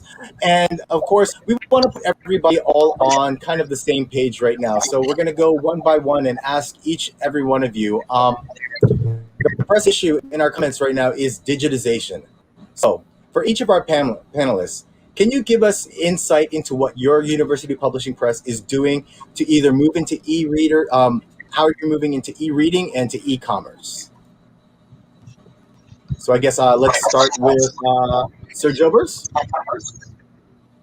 We're very conservative. And I like Neil Garcia's statement that e-books don't work. So that's what my administration will be happy about. And indeed, we've entered into an agreement with a group actually to convert some of our books into EPUB, but we're still starting the ground. But I've never been a believer of ebooks. I come from the old school. I've always loved to touch books, and I think the Philippines is not a secure platform for selling books online. Because so many people in the Philippines using copyrighted books that are freely uploaded by by a website provider. And so I'm not a believer in safely selling ebooks. So consider me an old school person. Sorry. Thank you. No worries. Oh, no worries. No worries. No, again, this is an open forum for everybody to share their thoughts. You know, your personal thoughts on the matter, and of course, if you also want to like give something in terms of what your university press also feels is the direction. So we'll move on to FEU Publications with Lance.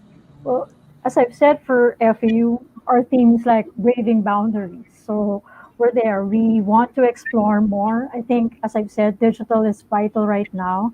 We are in the process of digitizing our books, and we're also exploring partnership with Alchem, but that's still in the works, nothing final yet. And yes, we want our ebooks, but we're carefully treading, what titles we are going to convert into ebook format.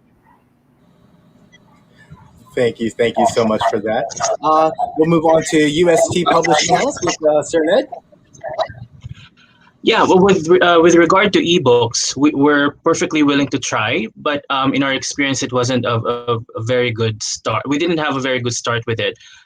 We sent our files to an ebook outfit, and then they folded, and then so we kept trying, but we never really had a chance to really get it started. And at the moment, we're not keen on it. But the Department of Philosophy and UST, I think, they really they want to partner with us to have their titles transformed into ebooks. And now that Miss Karina mentioned student access, now I'm just thinking about it. We're perfectly willing to try to try that, to have the ebooks available exclusively to students. So. But in terms of books as ebooks, we're maybe not at the moment. But in terms of having them accessible to students, we're perfectly willing to try. Thank you so much, Ned. And we'll move over to the University of the Philippines Press with Dr. Neil. Dr. Neil. That particularly when uh, in the last academic year, everything had to be done online. Not teaching had to go online. We realized that accessibility was an issue, but because we are actually in e-commerce now, our books are still available. The print books are still being bought, and so while there is a need to sort of like make the materials available, the need is not as pressing as I initially thought it would be. Because with Shopee and Lazada, actually the kids are buying our books. No, the teachers are requiring them, and they're being bought that way. But there's an aspect that we haven't really covered. We are actually granting rights and permissions to textbook writers. Some of them are actually doing online versions of textbooks and also traditional print versions of textbooks. And they like to use materials from UP Press books. And we are granting permissions. Of course, there's a financial arrangement that we work on because we have to protect the interests of our authors. And we have a standard rate. We can compute just exactly how much we're going to charge these different companies that actually are assembling learning materials. So we are not being stingy. We are actually open to getting all the materials of UP Press, make them accessible for textbook use. But UP Press itself is actually not a textbook publisher, even as many of our books have textbook application. We're not calling them textbooks. They're really reference books, or readers. So and many of our books actually have policy implications, and governance implications, because we are the University of the Philippines. So we have books on electrification, we have books on disaster mitigation, we have books on all these different very urgent concerns and issues that the government is needing to face on a daily basis. The UP Press materials are actually there to help government and guide policy. So those books are actually available, and they are reaching the people who need them through e-commerce right now. And our own online, our own campus bookstore is open. So is the UP Town Center outlet, except that UP Town Center outlet follows the regulations of the mall. So when the mall says, ito lang yung hours nila, ito lang yung days nila, we have to follow. And then for a while, the actual building where that outlet is located, they cut off the air conditioning. So we actually didn't open for a few weeks or maybe a couple of months because of that. So we are also, like Ned, open to resuming our ebook line, but we have to be very selective about these titles. No, I can't afford, for example, getting the Damiana series, the UNU series pirated. They're one of our bestsellers, no? I mean, ang dali-dali i-pirate eh. So ayoko talaga. So when we did the ebook thing, we very selected lang, very few titles, but actually a total of 50 titles after all. Many of them literary titles, and the authors actually were all willing to have an ebook incarnation of their books. But, I can report to you that the sales figures were not very impressive at all. And at the same time that the ebook was available, so the print books are available, the print books were the ones being bought, the print versions, not the ebook. So I think the local market is really still looking for the physical object. Like myself, I don't want the ebook. I want the physical book. I have a library. I love looking at my books. I love smelling the book when I'm reading the book. I love earing the books and doing all sorts of things to the book. So I think Filipinos are still there. They're still in love with the book, the physical book. Anyway, the book-loving Filipinos. There are not too many of them. So I think we need to cater to them. You're in a group that really likes you're in a group that really likes books. Sir Job has already said, I'm old school. I want the book. He doesn't want the digital. He doesn't want the digital part there. Thank you so much, Dr. Neil. The ebook bubble has burst. That's the finding. Yeah. They were really banking on it as a very big market, and it's not big at all. So all the ebooks actually that were initially being pushed, the print versions are still the ones being bought, not the ebook. They've already compared the studies. The verdict is out. It's done. It's a done deal. Globally, the ebook market, the ebook bubble has burst. Yeah. Thank you for your insight there. And of course, Ma'am Karina there, if you can give us your insights as well. Yeah. What Neil said was correct. I mean, at the turn of the millennium, they were already saying that the printed book is dead, but that never happened. And 5 years or 10 years ago, they said that the ebook sales are not even a fraction of the sales of printed books worldwide. That's worldwide. But I'd like to distinguish here between individuals buying ebooks and not buying ebooks for their own copies to read versus the library use. No? I just found it ironic that the leading libraries which have digital platforms could not have access to our very own books. They had subscriptions to everybody through ProQuest, no? But our books could not be available to them. While it's true that they have to buy their own individual copies, there are also students who cannot buy their individual copies. And that's the purpose of a university library. They go there to research. And the advantage of this working with the aggregators is you can have one copy, 50 students reading it at the same time.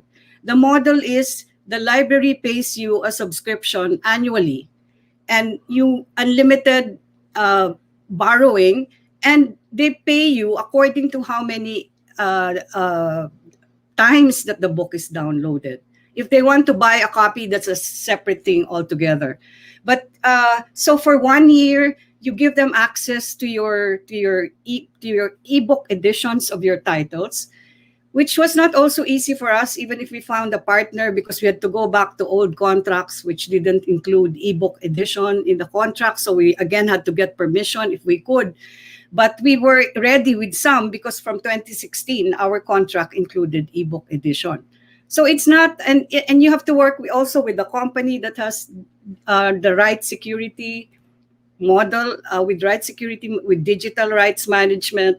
And I think a Singaporean group would be the best because they're very strict about copyrights. So that's what was ironic for me, that when they finally had to do research work, they couldn't access Philippine titles because the libraries were closed. I know this could be temporary, right? Because when schools open again, they can go back to the library. But we should be ready for times of crisis. But also, the model seems more interesting because when we sell physical copies to libraries, it's usually just 1 or 2 copies. Here with this model, they can pay us for every time the book is downloaded or read, because they have analytics. There is a whole algorithm and technology behind it. No, so, and they do reports. They give you analytics which books are always being borrowed, being read. So that's different from the individual books that people want to keep. But really, when we started to become digital consumers, I was surprised that people still wanted printed books. Really, printed books. I thought with the pandemic.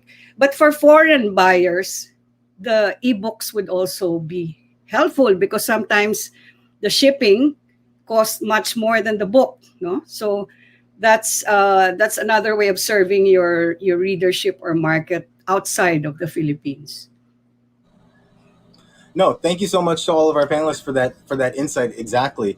I mean, when we say digital, like, from going from e-readers, like ebooks, to e-commerce, there's still a fine line between that, because, like, as much as all of you have said that the ebooks have not sold as much, the ebooks have not really, like, gone out and sold as much versus the physical books. But you also have the e-platform, which is actually getting your books out physically to everyone there.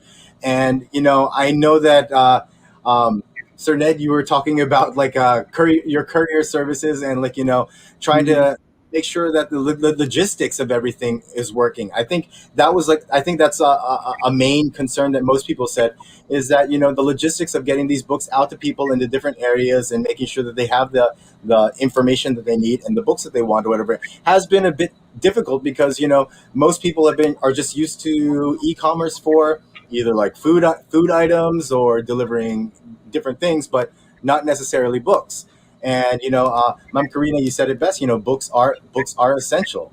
And I guess I want to open up the floor to each of you here. So, I mean, if you guys have questions that you want to ask your other publishers, what maybe I guess people want to know what type of collaborations or, like, best practices do you guys share with each other? I guess this is best. I guess this might be the best forum for each of you to maybe ask one of the others, like, oh, you did it this way. Maybe you might want to try it this way. I think at this point, collaborations are good. We're finding that we do collaborations with digital platforms, like e-commerce platforms, to get our stuff out there. But maybe there's a certain practice that one publishing press is doing that might help the other ones out, because at this time we're really all in this together. So I guess I will open the floor to anybody who might want to say something. Yes, Sir Neil.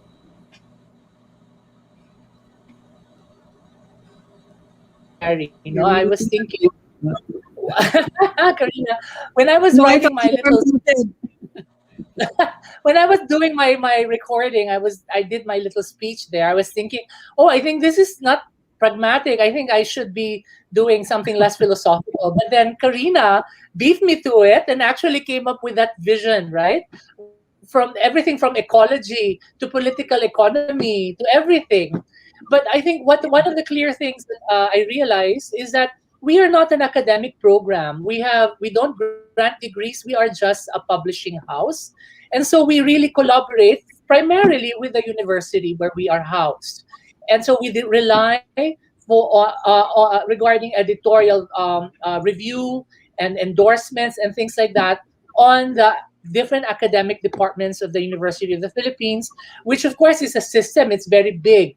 And so I can probably contribute in this discussion on collaboration, how we have actually been collaborating with different offices and units of the whole UP system. For example, we're putting out the complete epics of the Panay Bukidnon. That actually is the project of the UP Visayas in Iloilo. They commissioned ethnographic study on the Panay Bukidnon probably 30 years ago, and they actually commissioned a group of social scientists to go gather the epics of the Tumandok up in the central Panay region. And the publishing part, which is really our part, is really at the tail end of it. So that's collaboration. We've collaborated with UP Los Baños. We are now putting out a very important book, which is really the state of the knowledge of the art in the knowledge on Laguna Lake. We already did that for Mount Makiling, which is the first national reserve in the country. So all these different collaborations are happening between the publishing house of the university and the academic units of that university. And I don't know, maybe we can all share our experience regarding that, how we can strengthen collaboration between ourselves and the academe in which we belong. And I don't know if we can actually make that across universities now. Karina, because I'm with the UP system, and it's so big, it's so vast, right? We have fishes, we have marine science, we have geology. I envy that lineup. I envy that lineup. We don't get manuscripts like that, and that's what you need, right? Yeah, that's what we need, and they have impact on policy formation. Like this whole the book we put out on the disaster timeline in Mindanao. Like there's a Mindanao. When you think of Mindanao, you just think of conflict, right? But armed conflict is just a human conflict, right? Mindanao has been beset by natural disasters, and that's one way to actually sort of like get the bigger picture, right? Not just focus on the conflict between the Moros and the Christians, right? You focus on the actual place of Mindanao, the environment, the ecology, these disasters and things like that. So that's the collaboration that's happening. In a way, Karina, the University Press can be the go-between, right? Across disciplines, right? Yes, of course. Because we can bring together people to talk on a book project, and collaborate on a book project across disciplines. Yes, definitely. Yeah. If I can follow that up, Migs, apart from collaboration within the system, the university system, like, for example, Ateneo de Naga University Press is also very prolific, and they're producing a lot of books. And before the pandemic, we would carry their titles as well. The other personal, thing that we're trying to do in Ateneo is improving textbook writing, because you have the talent. You're already in the community where everybody, all the experts are. And we wanted to raise the level of textbook writing, because for so long it has been considered, a menial task. It's not a basis for promotion for faculty. And so we're trying to work out a system where when there is faculty who is interested in writing a textbook, we have a textbook development program in place where the teacher or the faculty is deloaded for a period of time or semester so that they can focus on writing the textbook. And where we're still not there where it could be a basis for promotion, because I really feel that the textbook is already theory applied. I mean, if you are doing it correctly, and you're the textbook writer is like the one who bridges between the scholars and the academics and brings it down to classroom use, to classroom technology. And so we need it's very important that we develop this type of textbook writers. So we also have that program, and we try to make it system-wide, meaning we look at Ateneo de Davao, Ateneo de Zamboanga, Xavier, for possible, like if you have a textbook series that's developed in Manila, we've pilot tested in several other schools within the system. So this is the other because for so long, I think there is really a misimpression among faculty, even the experts, that a textbook is just, you cut and paste, you get from somewhere, put them together. But if it's a well thought out and a well written textbook, it is really an applied theory of somebody or some school of thought, or that would be helpful, because the moment it's used, it immediately creates an impact. Unlike scholarly and academic books that have to be read by staff of congressmen and maybe see if that can affect the law that they're drafting, crafting, or whatever. But the textbook, once it's used, you have a class of 45 students who immediately use it. So it's theory applied. So we just need the right people to do the good textbooks. Maybe yeah. Karina, the way we've got, kasi textbook, the idea of a textbook in UP is very controversial, because I know. Academic freedom is so centrally enshrined in the tradition of UP. When you say kasi textbook, you mean it's prescribed there, diba? That's what it means, and a standard text that is used by teachers. And we don't allow, we can't consider that. Teachers are supposed to determine the readings for their own classes, and there's freedom on that level, the academic level, really academic freedom to sort of put together your own materials for your classes. So the way we've gotten around to that is actually just call them reference books or supplementary books, material. And but they are actually, in a way, they have textbook application. We're calling them readers. We put out a political science reader. We put out a mass communication reader, a theater arts reader, a film studies reader that dedicated to Nick Chongson, and all these different things are actually they're textbooks, right? Yeah, and they're used as such, but we don't call them that because there is that very thorny issue of prescribed readings, no, which we don't allow in the University of the Philippines. But I'm also talking about your basic education units, no, because the K to 12 are still using that model. They have to have the same textbook. And so it's kind of a sin of omission if they're using, not the textbook that because we have to start from the beginning, and you make them unlearn all these things when they get to college. So it's also a concern if you're looking at the community, different units. Sir, do you concern yourself in FEU Press with grades 11 and 12? Are you are you publishing material for them? Yes. You are. Yeah, at USC Press, we have senior high school textbooks. K to 12, yes. Okay. Because UP, kami higher education talaga, college, no? So probably it's a rethink, no? We need to do a rethink and see how we intervene in grades 11 and 12, which used to be our freshman and sophomore, right? Basic. That's right. Yes. Yeah. No, this is a great interesting discussion here, because we're talking about actually a lot. I think you guys are giving a lot of insight into what people are rethinking about publishing houses for universities, because when you think university publishing, you're just thinking textbook, but then you're also thinking there's other supplemental type of stuff. And of course, we have a question here. It's like, what is your language of choice for publications, and are you willing to publish in other Filipino languages? Because I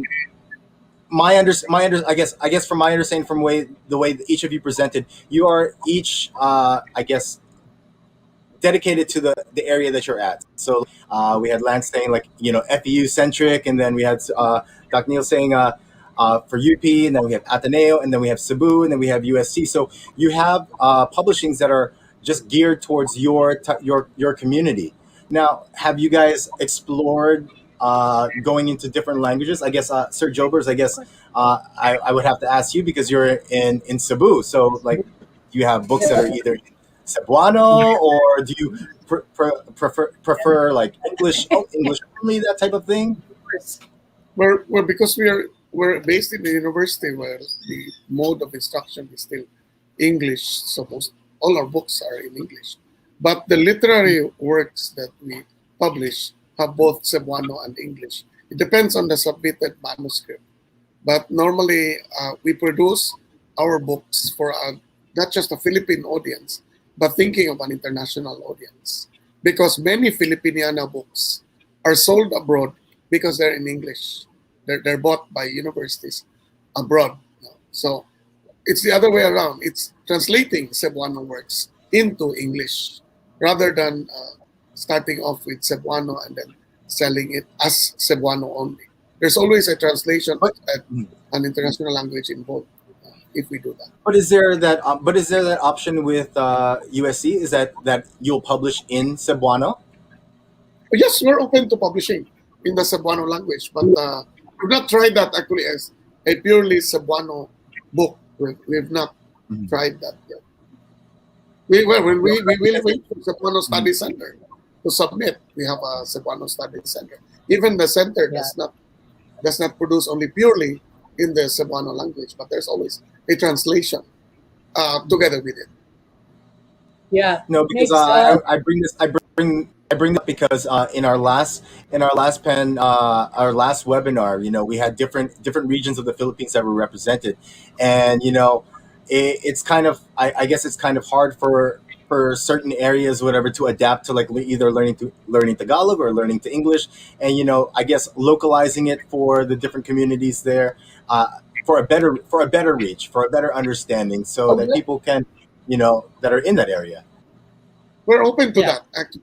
But we've not received any submissions. And, university presses rely on manuscript submissions.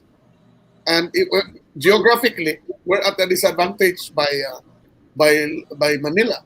Most people would submit first in Manila because you have a larger market there for selling books. You have so many universities, so many schools. That's why I think Karina was talking of a Singapore group that's going to do EPUB. We just signed a contract with that same group, so that we could expand to Manila. They're testing it to DepEd, I think, in Quezon City, and we're trying to test the waters. But you must understand the geographic difference between publishing in Naga, in Cagayan de Oro, in Zamboanga, or in Cebu. Courier costs alone are higher. No? So we're open to Cebuano actually to sell to a Cebuano audience. So we will wait for manuscript submissions from that time. Great.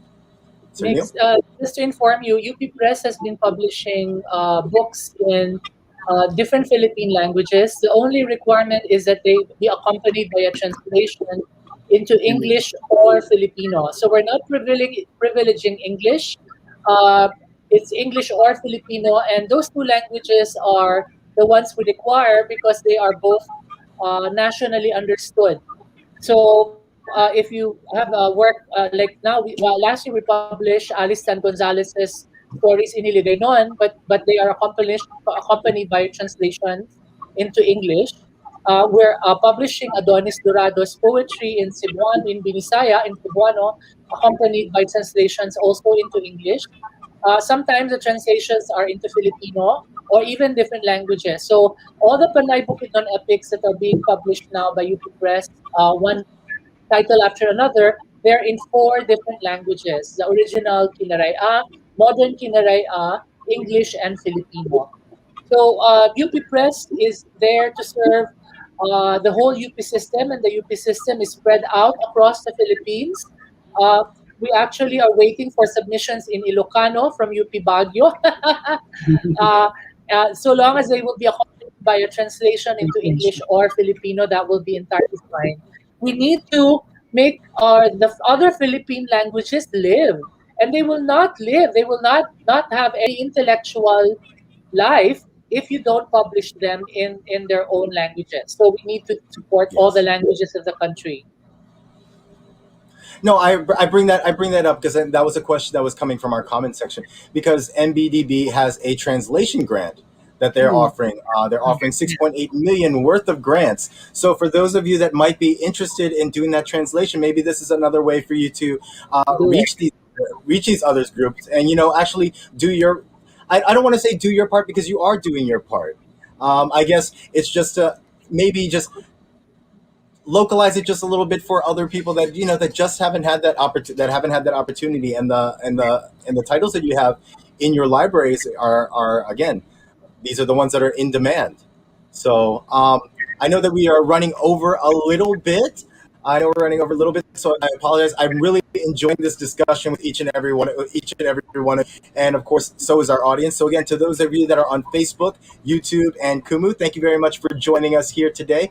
And before we end, I guess let's get just like one last word from each of you on how you guys are doing. I guess that's the question that a lot of people are asking nowadays, because it's such a simple, it's just a simple question. See, how are you doing? And you know, it's a simple question, but it's the one that doesn't get asked that much. So I will leave it to you for your interpretation on how you guys want to do this. So I guess let's start off with Sir Jovers. How are you doing, sir? Well, I'm doing fine. I'm buying a lot of Filipiniana books. They're selling on Facebook, and my God, so many people are buying them despite the exorbitant prices. There is a market, and I'm very glad that there is a future for Philippine books. So I'm doing fine, and I think Philippine books still have a bright future in the world. Thank you very much. Thank you so much. Lance, if we can hear from you.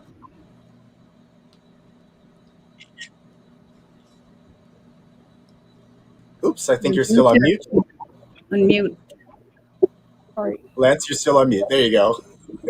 So there are times when you feel anxious, and there are times when I said there's this languishing feeling, but I think this is the time that you pivot from languishing to flourishing and thriving. And this is like the right time to do that. So yes, we are Filipinos and we are surviving. Thank you so much. Thank you. I didn't hear my name. Is it my turn? Yes. Okay, sorry.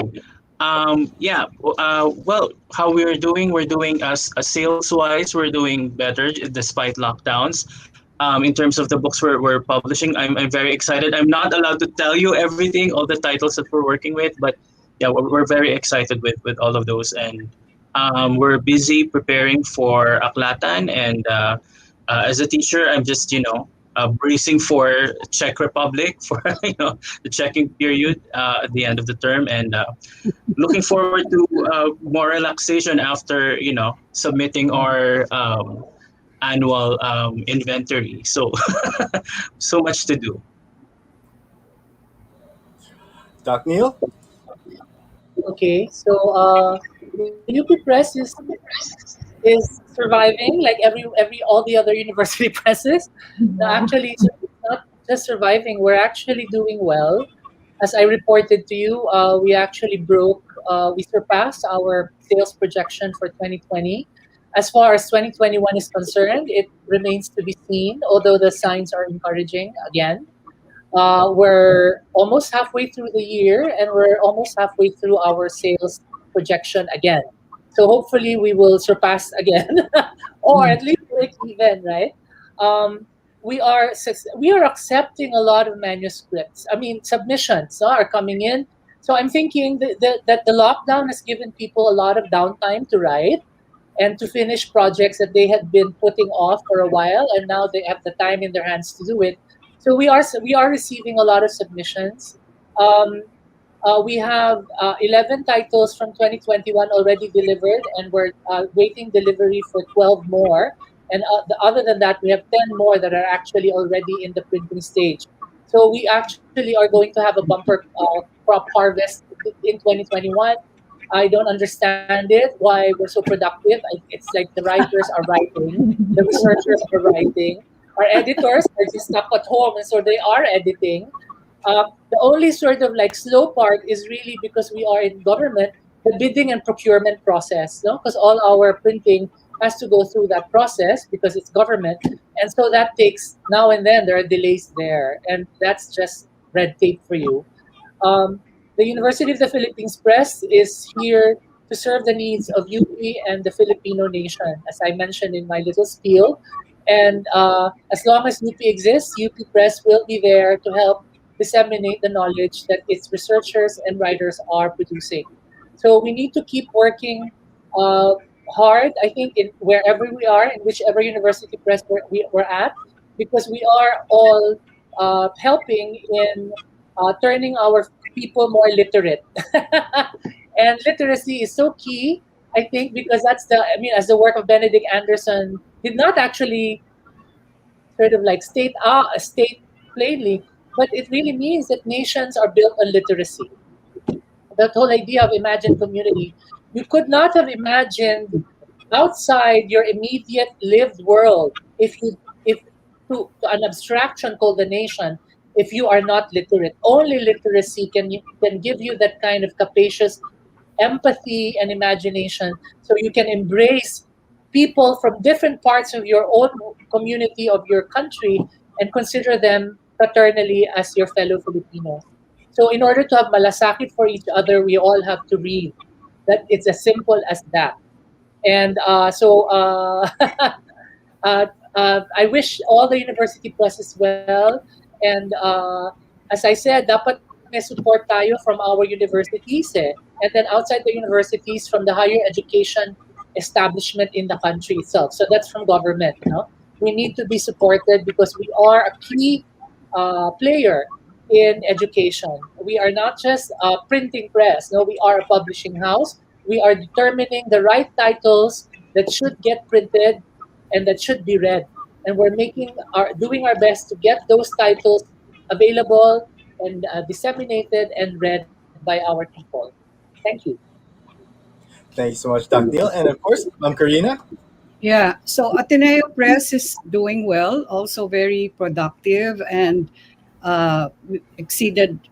In fact, our sales now are better than pre-pandemic sales, but that's to me a gauge of increased public engagement. So this is what we really want to work on, how much more interaction and engagement we can create between our books and the public.